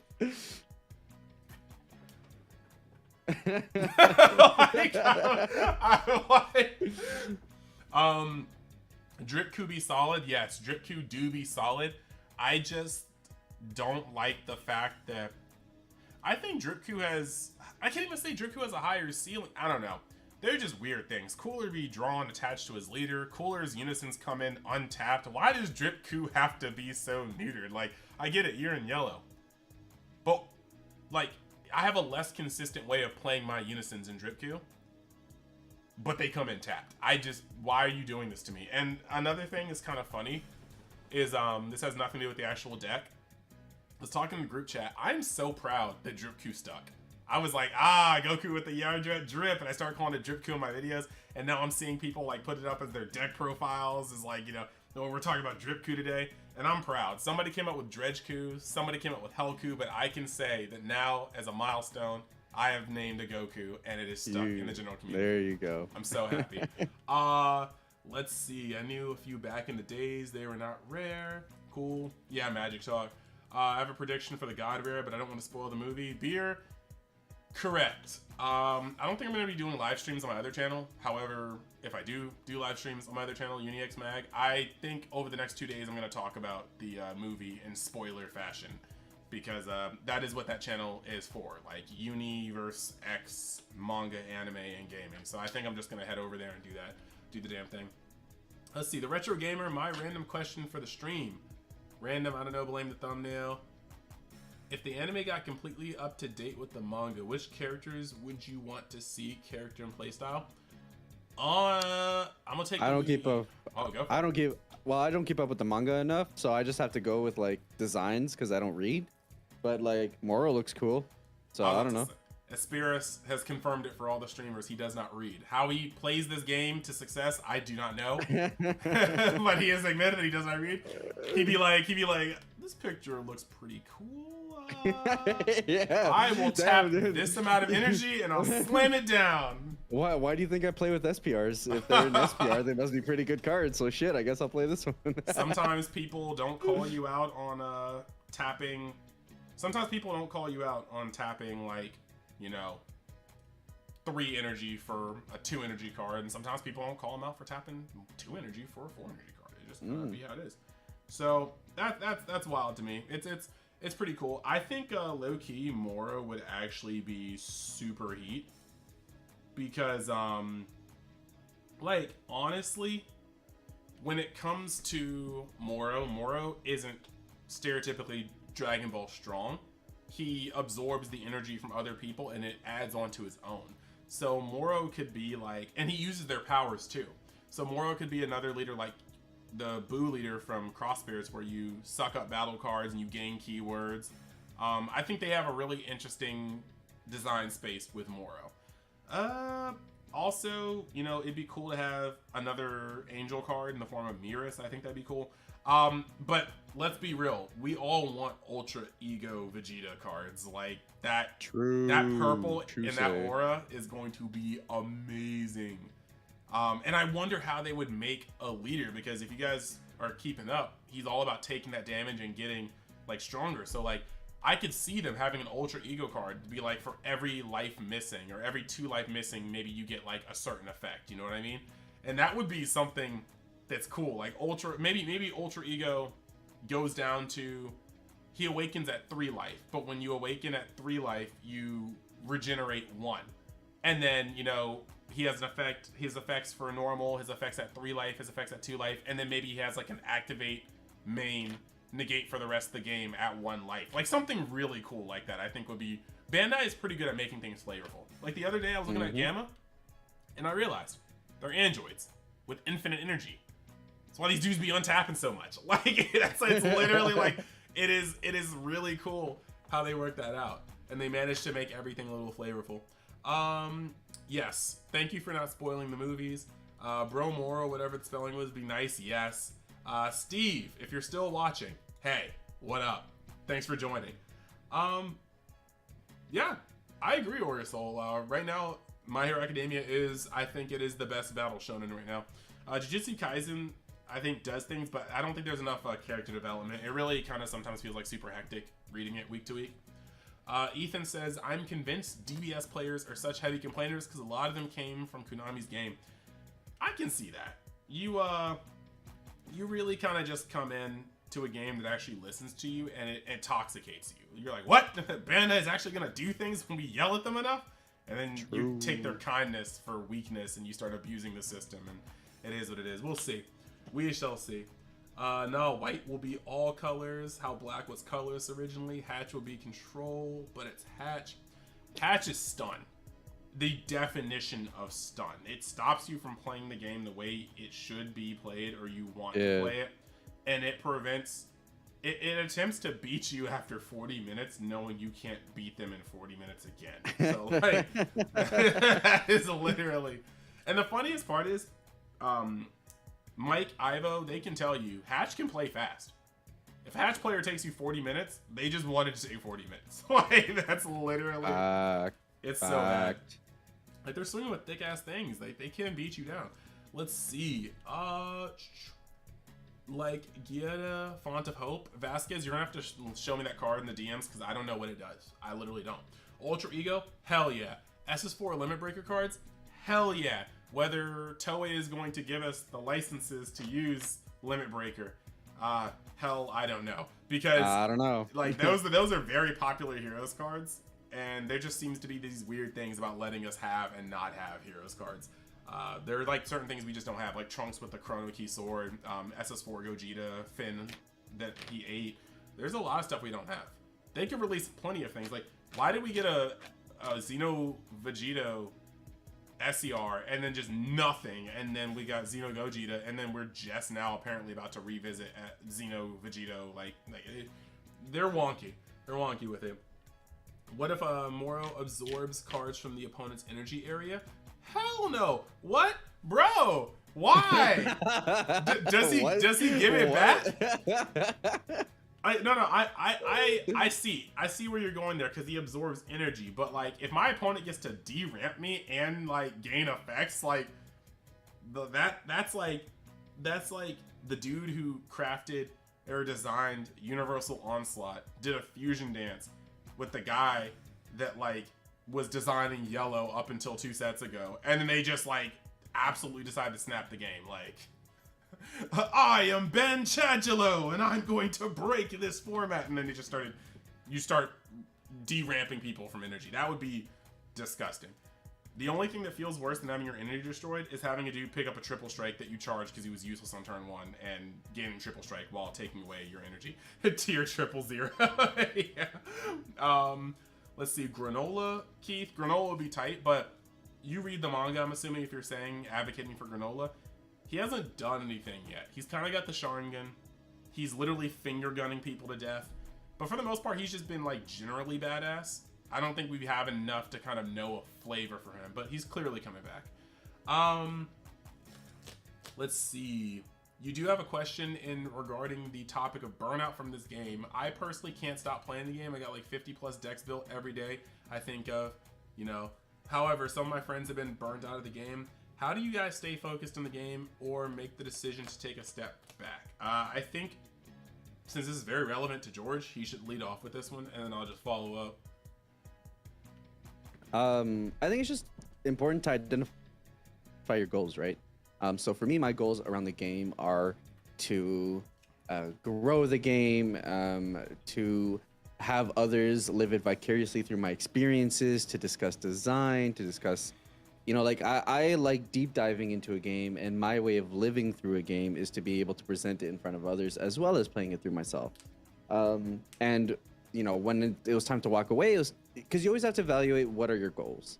So for me, when I'm looking through the lens of a creator and as a competitive player, because those are the two aspects I lean on, I look through the avenues in which the current environment allows me to reach my goals. From a content space, it's a little bit dry. The only thing that people really care about at the moment are deck profiles and stuff. There's no real room to kind of grow the game in that aspect. So I really have to lean on to the play aspects of it. And there was just no opportunity for play. There's no online tournaments. There's no real tournaments as a Canadian for me to play in. So there's no and the pricing just didn't make it enticing to try hard at being competitive anyways. And I already had my invite. So when you evaluate the different things that you want to accomplish, if the environment isn't lending itself for you to be able to accomplish your goals, I think it's important to be able to take a step back. So when we're talking about your friends at your locals taking a break, well, why are they taking a break at locals? Are they more competitive players and they feel like the competitive scene isn't there for them? Do they feel like the gameplay has been too samey because it's been all unisons forever and they're just waiting for Zenkai to come around to be able to change it up, right? So it's all about evaluating your goals, evaluating what you want to get out of it. And it's also a game. So if you're just trying to have games because it's your favorite game and you have the most fun with it, then all the power to you, because at least you still have that avenue. So it's all about understanding what you want to get out of an experience, and then understanding if the current state and environment lends itself to you being able to get that from that experience. So that's kind of where I established that, and that's kind of how I decide on where I stick with things, where I take a break on certain things, and where I go from there. I definitely dig it. Yeah, and motivation's different for every person. Like, my burnout for this game doesn't really exist on like a unilateral level. There are times where I'm burnt out of trying to make content, especially when there's a drought, because I don't like forcing through content for the sake of forcing through content. I will rather take a break or do something else than to just put up like a puff piece. But I've never felt like fully checked out of this game. I either enjoy playing and enjoy doing content, or sometimes I'm just like, I enjoy doing content but I don't really feel like playing, or vice versa. But it really is just like what parts spark me. Really, it just kind of is yeah, I feel like everybody's got reasons for playing, and if you want to be I feel like the more reasons you have, the harder it is to burn out. Somebody in a group chat just asked where I'm going live. I'm like, but all I'm saying is, like, for instance, I have a lot of goals with this game. I do, just like George, I like trying to grow the community, so that's where the content creation comes out. That's why I try to do my best to try to, like, you know, be in contact with Bandai when I can. Like, it's just like I actively annoy them because I'm just like, hey, and it's things like that. So there comes that. But I also am a very competitive player. So I want to get better myself. I want to learn how to do more. I want to just expand my own horizons as a TCG player. On top of that, I also do want to be a full-time content creator, and that just doesn't start and end with this channel. It actually barely starts this channel. This channel it's opening up a lot of doors for me, and it's learning me a lot of lessons, but it's clearly not going to be like the breadwinner unless things like giga change for like my viewer capacity. But it's being a better content creator sometimes doesn't just mean making better content, because I'm not trying to toot my own horn, but I feel like I sometimes I put a lot of thought into the content I do, more thought than I see from peers at some times. Not all the time, because we are all pretty cool people in terms of content creation, but I'm starting to realize that influence only goes so far through words. I can't broaden my viewership with just making content. So that's why from here forward, I'm going to tournaments. Like, I'm lined up for Gencon. I'm going to Philly. Like, I'll be at Gencon. We're doing it again. Actually, there's something we got to talk off camera then about, because there's gonna be some stuff. So, anywho though, yeah, like I understand that I need to be a competitive force. So that's why I'm going to start grounding events. If not you guys, because you guys are obviously here, but if people don't think that my competitive takes should be taken seriously, then I'm going to have to change that view and get even more viewership. So there's a lot of aspects, and because I have so many facets that I am looking at this game from, it's hard for me to fully burn out, because there's another aspect I will probably just lean onto or cling onto more, like, because I am dependent. If I feel like getting away from one that's already there. Let's see. I'm missing chat again. That's my bad. Hopefully tons of okay, so I got a cue for you. Oh, okay. Predictions for Nats 2022. What you mean? Location, structure, pricing. We had it on the West Coast. I don't think no offense to anybody in the Midwest, in the middle, but I just don't think there are a lot of hype places. So I could easily see us getting an East Coast. Whether they want to bring it to Philly, they could just really chum it up and bring it to Miami again. But I think I can really see an East Coast, like an Ohio or a Philly or something this year. So yeah, I think that's the location. What was the other parameters of your queue? You said location. Structure, pricing. Oof. See, if there's one thing about Bandai's national tournaments that I can't ignore,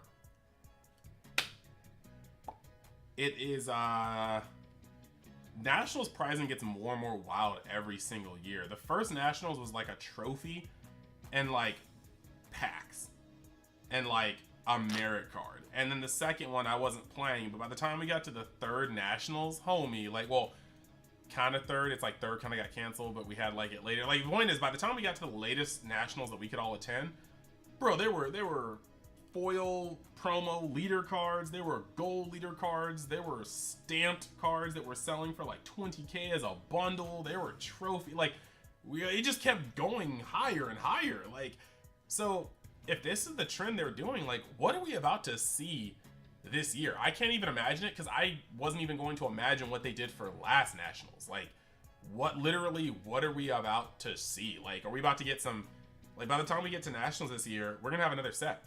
What if they straight up release, like, what if Zenkai boosting is what we said, like an overlay to your leader or a leader slot? What if they're just like, F it, silver and gold Zenkai slot cards, and you're just like, huh? Like, cards that are about to be staple for every color, and they're just like, you know what, you top 16, you top 8, you top 4, you win, bet. Flex on your opponent. Dog, I'm telling you, 100% there's going to be a God Rare Zenkai Boost leader, and it's going to be their way of printing a secret rare, or I don't know about God Rare, but secret rare Zenkai leaders, 100% is going to happen. So I think the set they do that is the first set we have 5 secret rares. Because they just need to print one for every color to make it equal. But like, it's just like when they do stuff like that, that's gonna be crazy. How would it feel? Like, it would feel like so freaking epic if you're playing against a known name. Like, all right, like, let's flash forward a year, okay? Clearly I've topped Nationals because I'm on one this year, and I'm gonna show you that very, very soon. Right. And you're sitting, of course, you're sitting next to me, right? Mm-hmm. Or you're sitting across the table from me and we're playing, and you're feeling a little heat. All right, I'm a name, and you're not used to playing against names. You're at top tables, you're running a little hot this championship event, and you finally force me to 2 life, and you're like, victory is in sight, and I stop your onslaught, and I look you dead in the face before flipping over my gold-plated Zenkai card. And now you've been waiting for this to happen. You're like, this is the part. Your black label graded BGS graded 10 gold Zenkai card. You will never catch me on that BS. That works for some people. I don't slap stuff. I just don't slap stuff. All I'm saying is, it's heat. You know all game. You're like, I'm within chomper range, but the real battle is now when they can Zenkai boost and start going off. But then your opponent drops some $11,000 Zenkai Boost card on the table. And it's just like, you get a little tilted. Like, all of a sudden, at this moment, you realize you were not facing anybody in the last 2 life of a pivotal round. You were facing a previous top 3 world, like, national champion. Like, bruh, this is a thing, okay? So I think those would be crazy flex cards. Absolutely crazy flex cards. So pricing is probably just going to be phenomenal, because really, if you first and second players literally made most of a majority of the average card game player's yearly income. Like, if you just flipped everything you had, like, it's crazy. Jordan, I think, sold a metal card for like 7,000 off the bat. So that's the one thing I'll give. Like, obviously it's very top heavy, but there is something to say about Dragon Ball being a game where you could legitimately make a living if you're good enough at the national level, right? Like, 100% Andrew Duval I mean, I think he still works, but like he wouldn't need to easily for a good number of years if he didn't want to. Yeah. I mean, even just Trey, I think said like he just top 16, and I think he walked away from the event with like 20 grand in his pocket. That's a sizable amount of money. It started out like he started his own little business and shit like that. So, that like kudos to Bandai. They know how to price their events, at least for Dragon Ball. And that's and that's a thing. That's a thing. Well, I mean, for Digimon, the secondary market kind of carries that. So, well, yeah, Digimon, 100%. wow. It's just they don't get as much, which is weird. They get like a card, but like their cards are like sick. Like it just like their stylized first, second, and third place cards for Worlds were insane. Bro, it's also crazy because like they do stuff that we never see here. Like what's it called? For instance, we get these promo cards. We get leaders that are kind of old. Like, granted, they were both good leaders for the time, but why we were receiving promo Sins and Gogeta Zenos, I know not. However, that aged very, very well going into the next format. But however, Digimon is over here like, you want a prize card, boo boo? Take this SEC coming out in the following set. Right now in April. Those cards are like they're still astronomically high. Baby was super expensive. Nats 2019, I think, is when they did it. They released the event pack and it had the next set 5-drop red yellow baby, and that baby was easy going for $200 a piece at Nats. Yep. It's a garbage card, but at the time, like, it was shit. Next set card, event pack rarity, woo, money. Facts. Like, Digimon here, like, how would you like this Imperial Dramon Paladin mode a full month and a half before it came out? Also, their alt arts look clean AF. Like, that Imperial mode, like, it's absolutely disgusting. So they're gonna crank it. Whatever they do, they're going to crank it. Hey Ivo, I see you in the chat. They are going to crank prizing at Nationals this year. So, like, I'm not trying to be one of those get good type people, but if you want to get good, Nats is the time, which means you should start practicing far beyond that. Because 100%. I think I'm competing this year, so I am super happy to hear that. But yeah. Also, I do think attendance is going to be fine. Remember that locals are opening up invites just like they did last year. So odds are whatever people weren't able to make through the regionals, they'll be able to make through their locals as we get into the second half of the year. Correct. They're going to be opening up. Little hint, and I don't think I'll get in trouble for saying this, but we're going to have a lot of opportunities. There will be no shortage of opportunities as long as you have a brick and mortar store.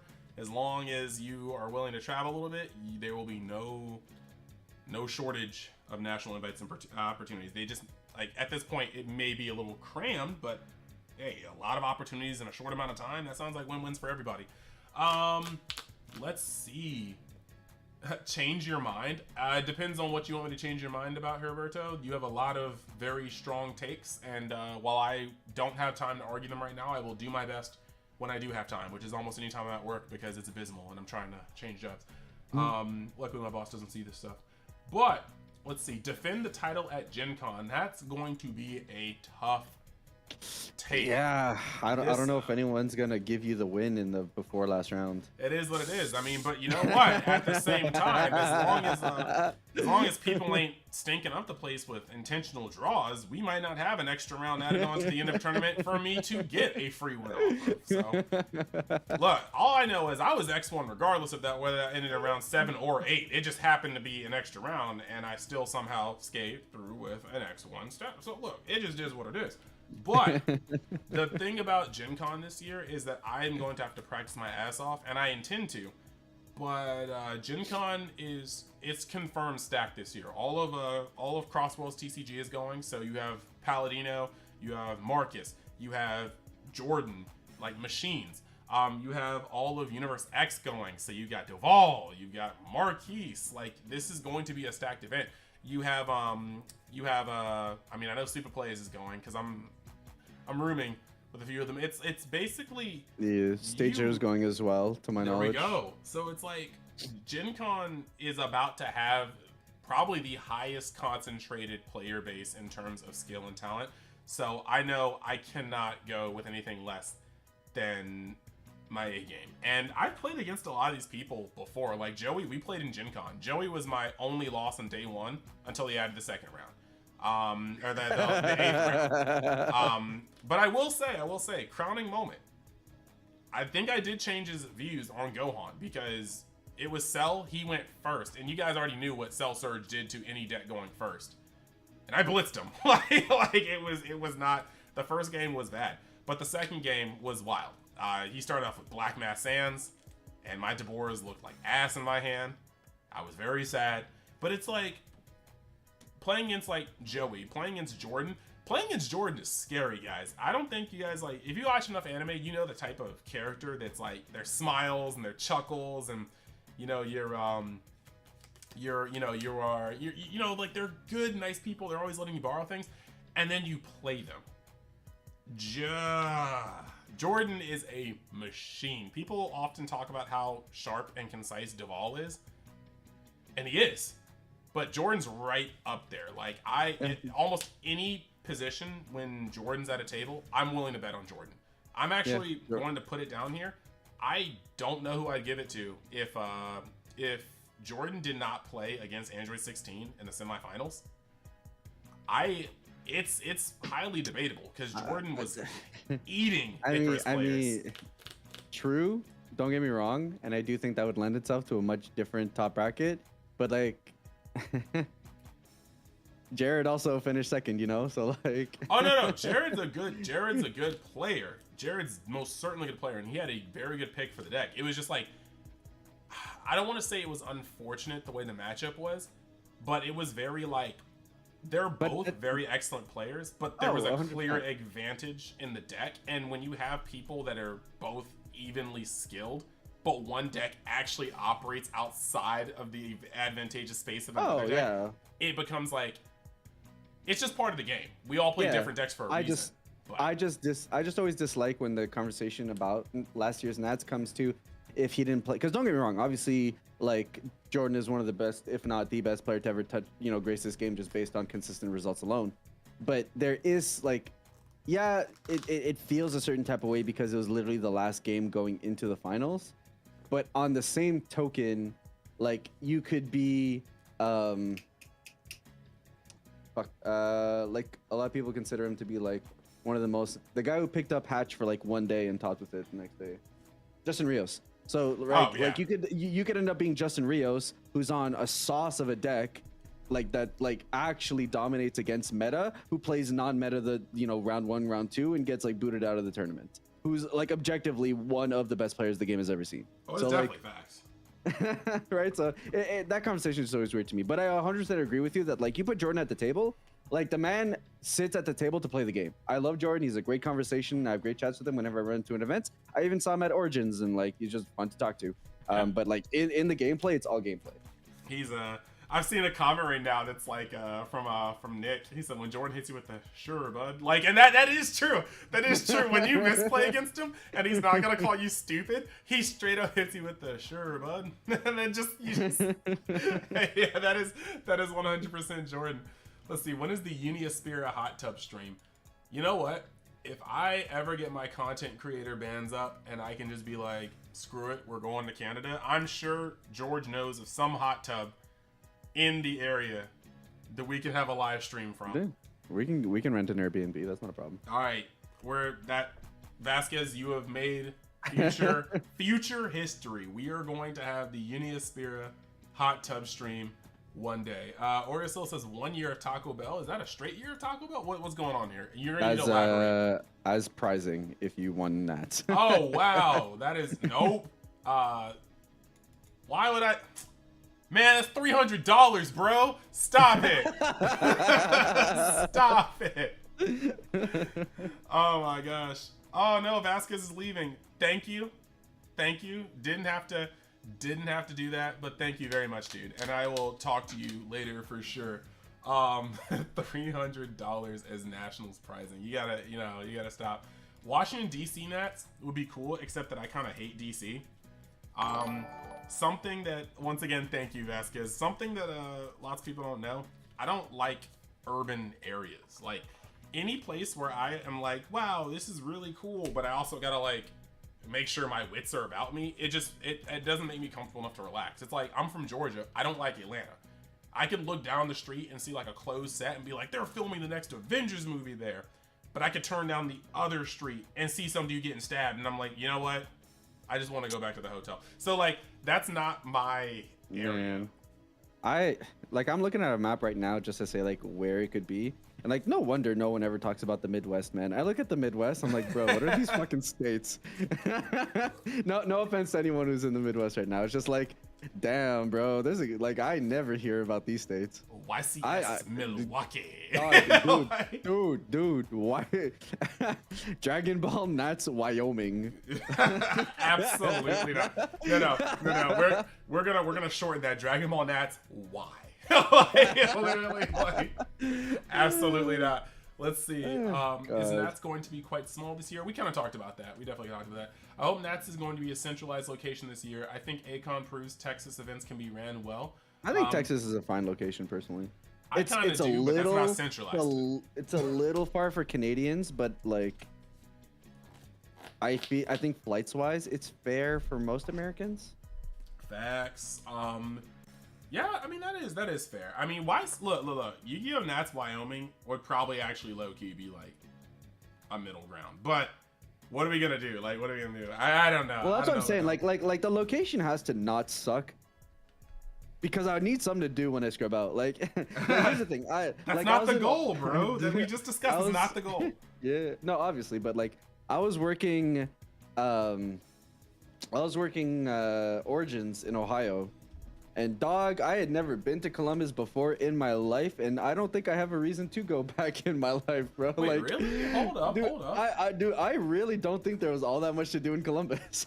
Okay, so I can't remember Columbus to the best of my ability, but I've been there so many times for YCSs, for nationals.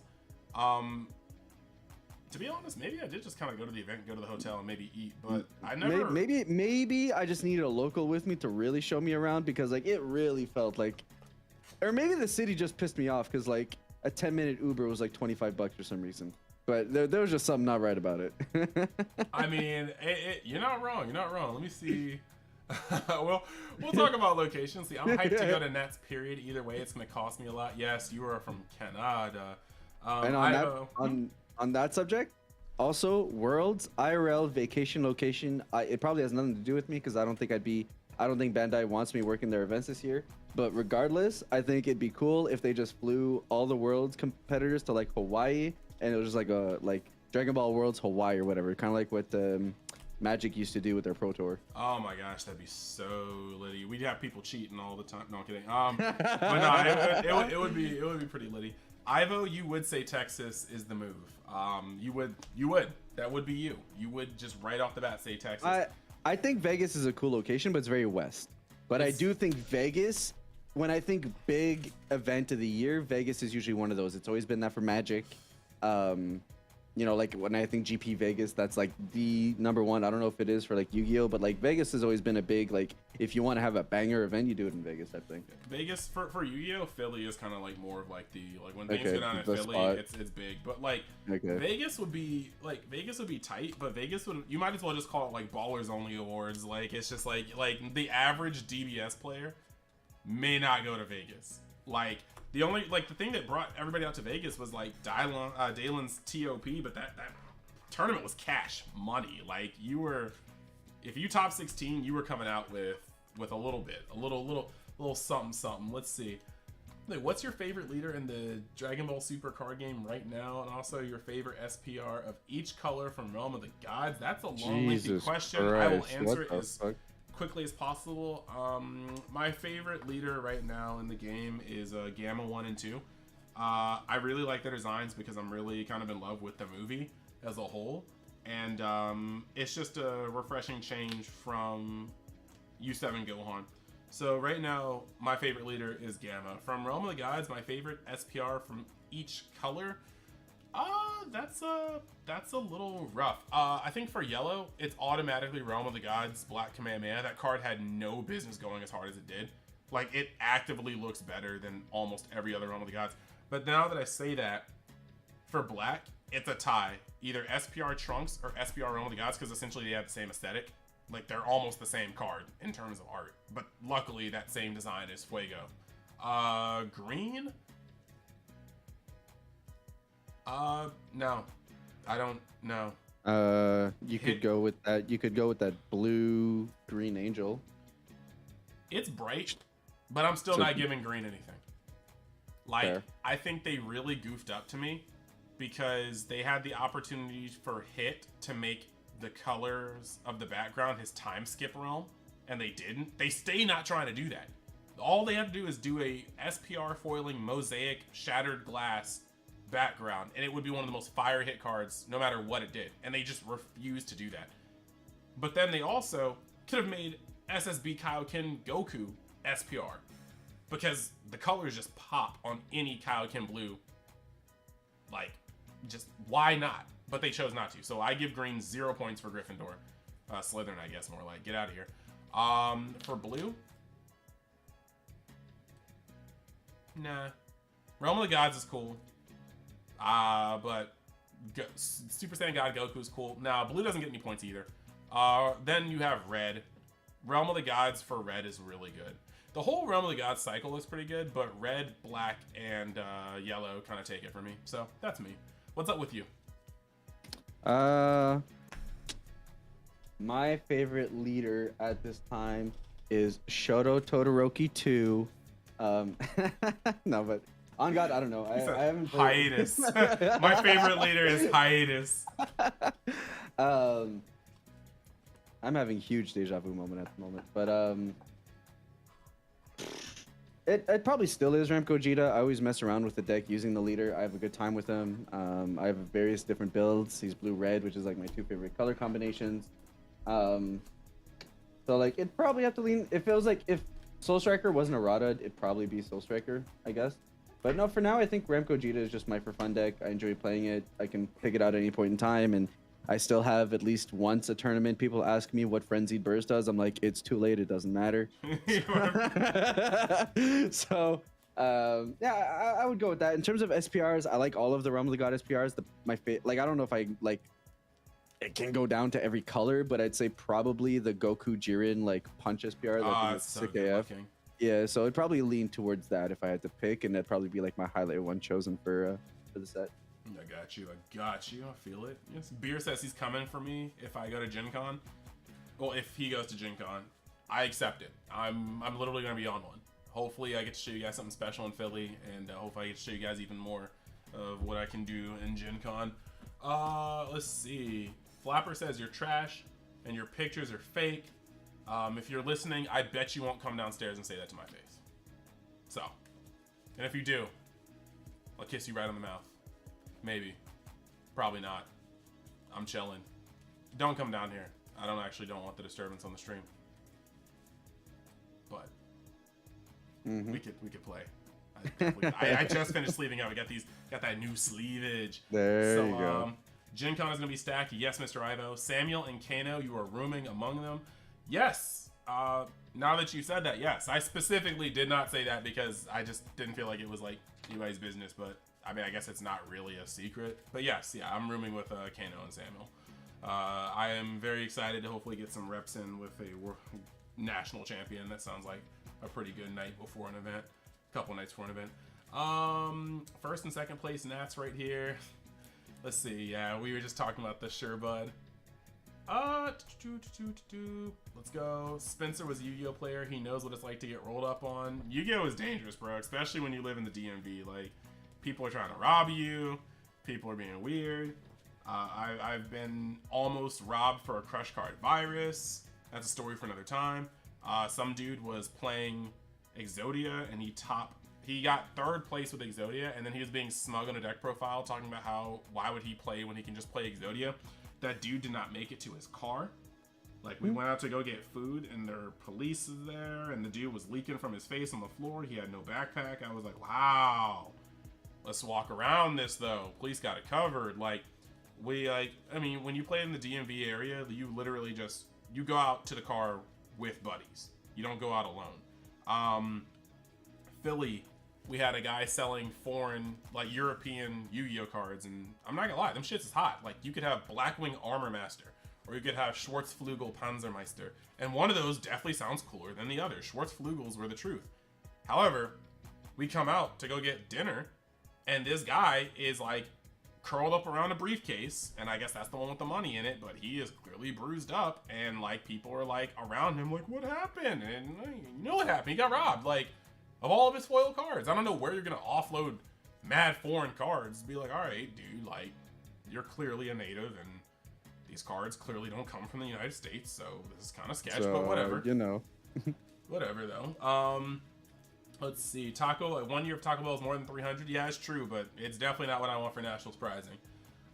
Miguel says, I hope Nats is in Vegas. Yeah, that's expensive. Texas again. New York Nats in the Queen City. That would be crazy, but the amount of freaking money spent, bro. Good night, beer. Let's see. Would not mind Vegas either. I bet you wouldn't, Mr. Ivo. You're balling. Shoo. You know I'll be there with your favorite leader. I know. If I see you with Hatch, I don't know what I got to do to cause a repair, but I'm doing it. I don't want to play against Hatch. I just don't. Cheesehead Nats. Oh, all right. I see you. Rising Phoenix Odyssey says perfect for Canadians. I'm trying to read through these because we're sitting here at just over 2 hours, and that's the prime length for these things. So I'm about to speed through some of these comments and then ask George for more closing comments, and then maybe ask you guys for questions. If you guys want to start loading your questions for the end of the stream, like your short questions, then yeah, we'll get to those. But yeah, perfect for Canadians and a good location for people to travel to. Convention center close distance to the airport. I don't mind New York or Jersey, as long as it's not the city itself. But I feel that. I definitely feel that. Bandai. I'd be able to drive down to an event for once. That's true too. Bandai, Nats, and Buffalo, New York. Okay.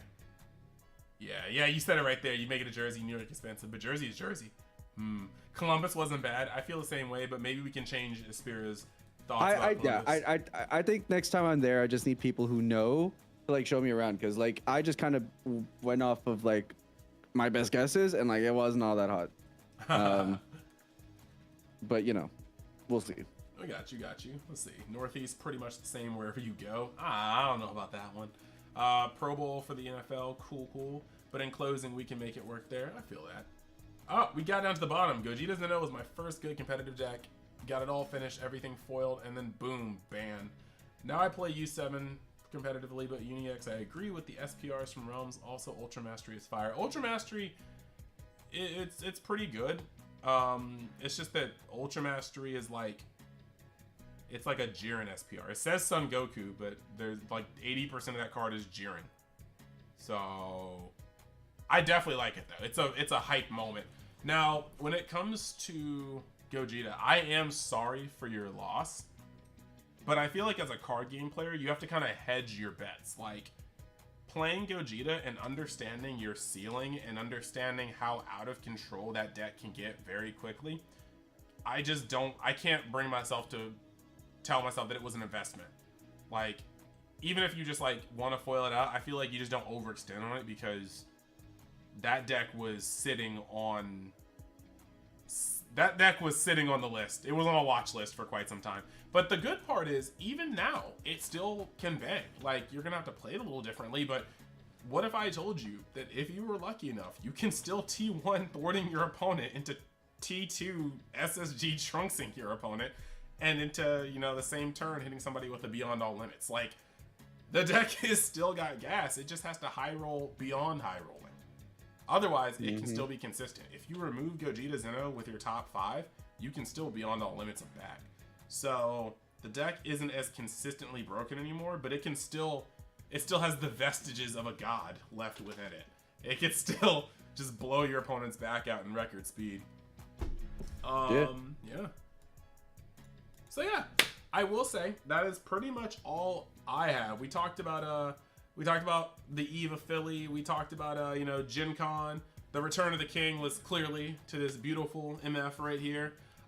So really, we're just going into a couple questions before we close out. I see Zuzzy asking, what do y'all think of Kid Ku with the Gogeta Zeno engine?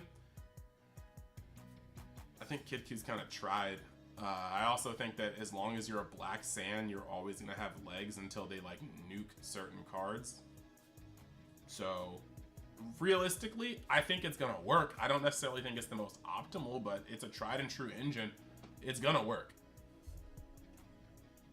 Yeah, I mean, and even just Kid Ku in its own right? Like, if it's a deck that can accrue a lot of free advantage consistently, turn over turn, which means that on top of just the black consistency that, you know, the color's been able to garner over the past 5 sets. You add on top of that the one leader that's just always been able to be playable. Maybe not to an extreme competitive capability all the time, but like it's a deck that like you could run it and like it would do things. Especially on top of the fact that vanilla just kind of consistently gets support, you know, every other set. So I think in general the deck would probably do fine, and I think you would be able to get wins without too much problems. I definitely agree. You're not winning anything, like you're not winning any big events with it, but you can definitely, you know, compete with it. He's like, temper your expectations, but so yeah, I mean, I really think that's pretty much it. So yeah, it's 11:23. I will let you guys know right now that I am top 5 decks that will maintain itself and make it to Nats without losing too much power. Okay, we can go into that. I was just gonna kind of give you guys the quick closing. I do know that tomorrow I should have if you like Dokkan Battle, I know some of you guys in the chat actually do play Vasquez, Phoenix. They're releasing on JP an LR Golden Frieza. And I was starting to save for the heroes, but now it looks like, or the superhero units, but now it looks like superhero, due to legal obligations, are probably not going to be in the games for a little bit. Lots of people have been noticing that superheroes' biggest twists haven't been put into any sort of public media. By now, we are already seeing snippets of Gogeta dicking down Broly in like TV spots. And so there was no issue with us getting cards with, like, heck, they released Broly on day 1 in Legends. They released Gogeta and Broly like very soon in Dokkan. But right now, the biggest twist for the superhero movie have not even been put in any sort of commercial or spoiler reel. So because of that, they're probably not appearing in any games. But if you like Frieza and you want to see me hopefully not get shafted, that video should be out probably early this morning because I think it drops at 4 a.m. I'm going to try not to get shafted, and I'm going to edit and record, or edit and upload. Now, top 5 decks that will maintain themselves and make it to Nats without losing too much power. 100% U7 Goku. I've said this before. The deck's power is split up into a bunch of chunks. The leader is just an enabler for the grave. Frieza and 17 are great. They're not broken. Ultra Mastery is very, very, very strong and an overtune card along with Vegeta, but they're both hard linear cards. Like, just understand that your opponent could play Ultra Mastery and you just drop a single Dirty Burst and what was their turn? They nuked the board, which is fair and all, but you were probably on guard for that regardless unless you weren't using your brainstem. So I don't think U7 is possible for them to, I don't think it's feasible for them to nerf in U7. I think it's just going to continue, and like I said, the format is going to eventually outgrow it. Outside of U7, I mean, they're not nerfing KP again, but I don't think a lot of people have the big brain IQ to continue with KP. I think that's going to be like a fringe. I mean, like, at the end of the day, it's very tough to say because we know nothing about Zenkai Boost and how much of it will impact gameplay, because it can even, like, it can even power up older decks, right? Like, if Zenkai Boost is going to be this generic thing that all decks can do, well, who's to say, you know, Trunks Vegeta that, you know, EX evolves into some other version of Trunks or Vegeta isn't just as insane. So, to that end, I think at the end of the day, anything that's been consistent format over format is probably going to be what we're seeing. So like I said, Trunks Vegeta, your de facto black deck, I guess. So red in some fashion, red U7 is just strong and it's not even on the leader's back. It's just the fact that the archetype itself is pretty autopilot. So I think anything that has lasted 2 or 3 formats to this point on a thematic standpoint is probably going to be what's pushing into Nat's format. Yeah, just imagine if Zenkai Boost gave you like an on-play effect too. Like there's a blue Zenkai Boost that's just like when it comes into play, like untap 2. And so like you get like a static effect that you can proc, but you also just come in and extend your energy, or whatever red was like, if your opponent has more life than you do, crit them 1. So it's like, if not equal to, but it's like more than, so if you drop down to 2 and they're at 3, you equalize it and then you attempt to go in. There could be some cool kind of comeback plays, I think. Let's see, what about Hercule as a hero card? Hercule has been a leader, but we're way past due on Hercule getting a new leader card, because Hercule is indeed the truth in a world filled with lies. He is peak human without ki. He is a beast, and I think he does need more respect on his name. Like, world champion used to be something hard to obtain. Hercule has turned it into a franchise title. Like, he's been world champion for like consecutive like X years straight. That's insane. He kicked Spopovich. And Spopovich's 300-pound ass went from the middle of the stage off the stage. Like, that's crazy. The World Tournament Arena is kind of big. Like, Hercule's that dude. Dodging rocket fire at 5 feet distance. He scaled that mountain in 20 seconds. I couldn't scale half a mountain in 20 minutes. Hercule's fast as fuck, boy. But, like, it is what it is. Let's see. New GT is great being able to say, I'll play so-and-so from the spaceship. Yeah, GT is a nice gimmick. They made a lot of gimmicks feel good in this set, and I think that's really cool they try to expand like that. Zuzzy, you said Papa Truth already has 10k stones. Yes, but Papa Truth be making close to $1 million a year off of Dokkan content. So Papa Truth can have 10,000 stones. Me, I'll be closer to 500 stones, 600 stones if I'm lucky. You want to change that? I give you my PayPal, but you're gonna be seeing a little significantly less quality of the longevity of those summons from me compared to Papa Truth. But hopefully one day, one freaking day. You'll look out for the video. Thanks, bro. Thank you. And let's see. And it will be videos because Legends is also doing their part 2 of the anniversary for Tuesday. We're getting tomorrow morning we'll have like the reveals for the new units. And just like Dokkan, I was saving up for Dragon Ball Super superhero units, and now they're not here. So I'm gonna just be going in on that too.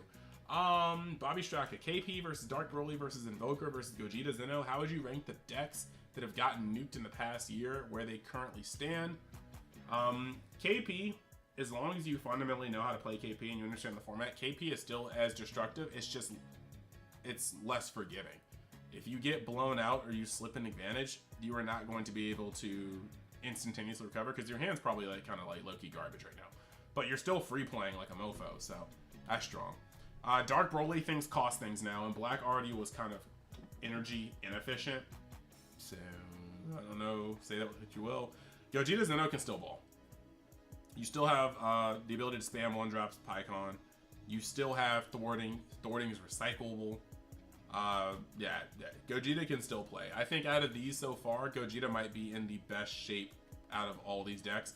I think Gogeta, KP, and with the right player, Invoker. I think Dark Broly's at the bottom. Dark Broly can still play, but I think Dark Broly's at the bottom of this list. Just looking at these. Invoker is still strong, and even though everybody's upset about the nerf to 17, if your opponent resolves 17, their leader still has Invoker. And that sucks. So, yeah. Sure.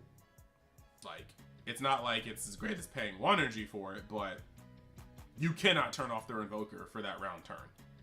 So, true. Yeah. What is your thoughts on that comment, dude? Yeah. I mean, I don't know about Dark Broly. I think you're a little bit wild and even bring him as part of the conversation. But I guess since Bobby brought it up, yeah, I think that's pretty much it, right? Like, it's the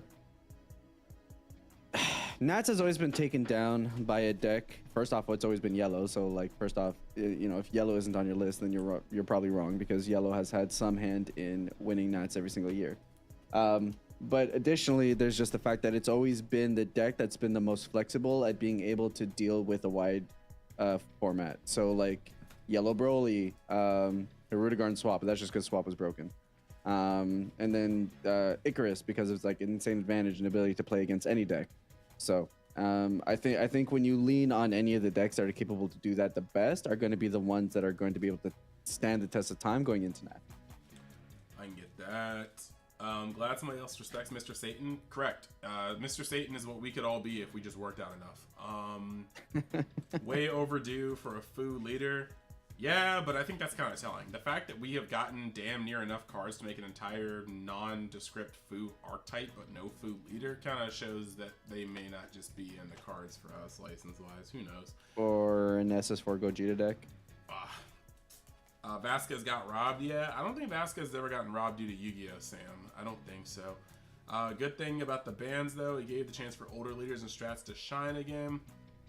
Yeah, no, I feel like there's like kind of a point where like your leader is just old bones, but the bans did stop decks from being as oppressive as they could be. Scavenger, yeah. You said we'll get a Fu leader someday. Maybe. I think Fu, who flips into Dark King Fu, would be very hot fire. It's just kind of weird to me because we have so many Fu cards and they're just generically good black cards. But I'm wondering what a Fu archetype would look like.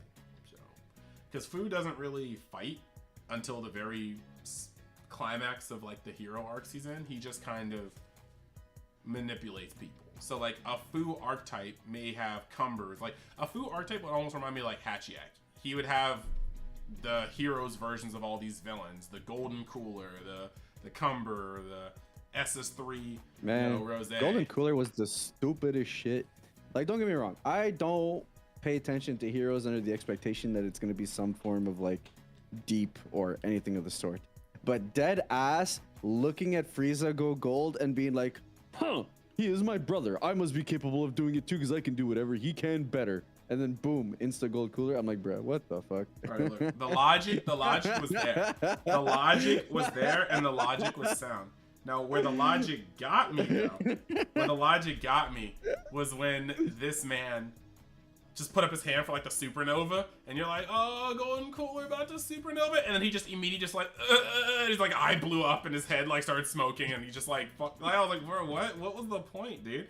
And the worst part about Heroes is that Heroes takes like the power scaling of Dragon Ball, like when you introduce a character just to job to make another character look better, and then they multiplied it by Bleach's advanced technique of introducing a character's power level just to job into a bigger character, and then they multiplied it. Like characters will come in and one-shot Ultra Instinct Goku just to have an episode where they have big dick energy, just for Goku to get up and fuse with Vegeta so they can go SSB Evolution Gogeta, and he one-shots this guy. And I'm like, what was the point, bro? Like, what was the point, dude? Like, Dragon Ball Heroes is on some wild stuff, man. It's just, it is pure fanfic at work, but it is what it is. You missed Blue Trunks? Yeah.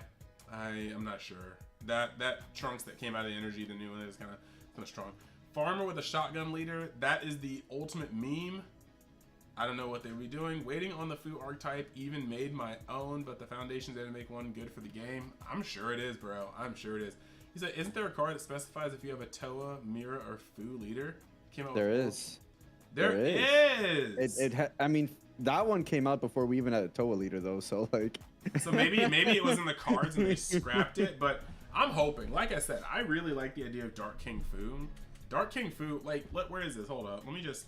I should have this here. Dark King Fu is a sexy individual. I'm just gonna. I know I probably have it somewhere here, and this is gonna be the last thing I do for this stream. Thank you guys for being here because it has been a blast, and this is the second week where I've had a pretty steady turnout. You know, we've had a fair amount of people. This stream is currently at 110 views.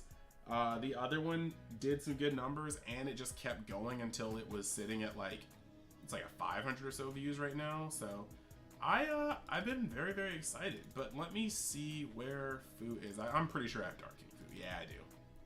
Look at this man.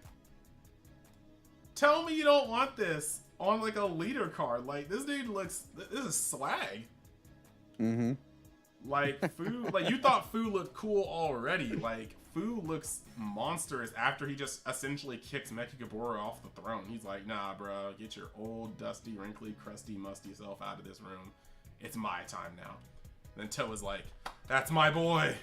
That's my boy. And he just like, look at him, dude.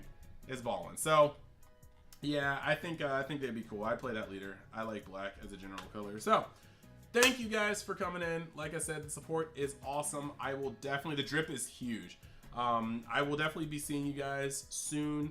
On the docket, I think tomorrow for this channel. I'm not sure if I'm going to give myself a little bit of a break because this is going to be tomorrow's video as well for the people that couldn't be live. So maybe either tomorrow or Wednesday, I'll be going off of... I'll be putting up One Piece Romance Dawn spoilers because we've got enough of them for me to go into a whole video on it.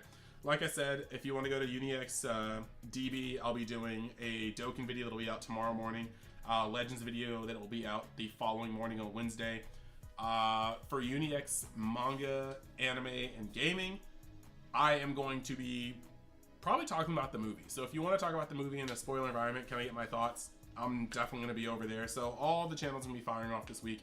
And I'll also be practicing for Philly this weekend. Now, George, plug your content. Sure. The content I'm not making. Nah, jokes aside, for a lot of people, I know that there was a lot of concerns in me not making TCG content. I do have intentions to go and create TCG content stills. Like I said, I'm looking forward to making a prediction video about Zenkai Boost as a set. There's some stuff I'm doing in the MHA realm as well, and there's some more generic stuff I'm going to do on the TCG side there. So, you know, always welcome to pop by there to check that out, as well as I started a new YouTube channel that's going to be focused on IRL content. And this is just a place for me to be able to throw content that's not specific to like TCGs or gaming or anything like that. So if you guys are interested in following me in that regard, in terms of just social commentary, comedic videos, skits, me in general, then I'll be on there. And if you guys want to understand what happened to my head, the first video on the channel that released it yesterday is there. So if you guys want to look it up, the channel name is Espira, and the first video is called Accepting My Hair Loss. So I mean, feel free to check that out if you guys want to know more about what I'm up to when I'm not playing card games. He said godliness. Yeah, I'm down. I will be watching it, seeing if I can understand empathy, to which things I cannot relate. You got a mistake asking Uni of the X, what is your knowledge? I just came off a full day of work. I'm winding down. I am officially a beer deep. I don't know what my knowledge is. This question is beyond me. Hit me up tomorrow on the Discord. Actually, you guys should all join the Discord. I'm going to put a link to the Discord in here because that is the best way to talk if you want to talk. I will be in there. I respond as many times as possible. People hate me, so somehow I lost 2 subscribers in the duration of this stream. I love you back. Wow. And it is what it is. So yeah, I'll put that link in the description. You guys can join. Make sure you designate your roles so you can get into the correct channels. I also wanted to say that if you guys are trying to pre-order any One Piece, buy singles or sealed product for Dragon Ball Super or Digimon, I am getting a coupon link with PPG, but for now there is just kind of like low-key affiliate link that you just like press and it tracks the traffic. So I'm going to put that in there as well. Click on that, browse the site. It will do a lot of good for me. So thank you guys for chilling, and I will see you next week. I mean, you'll see me before then, but I will be in live with you guys next week. Yeah. Bye, guys. Okay, that ended.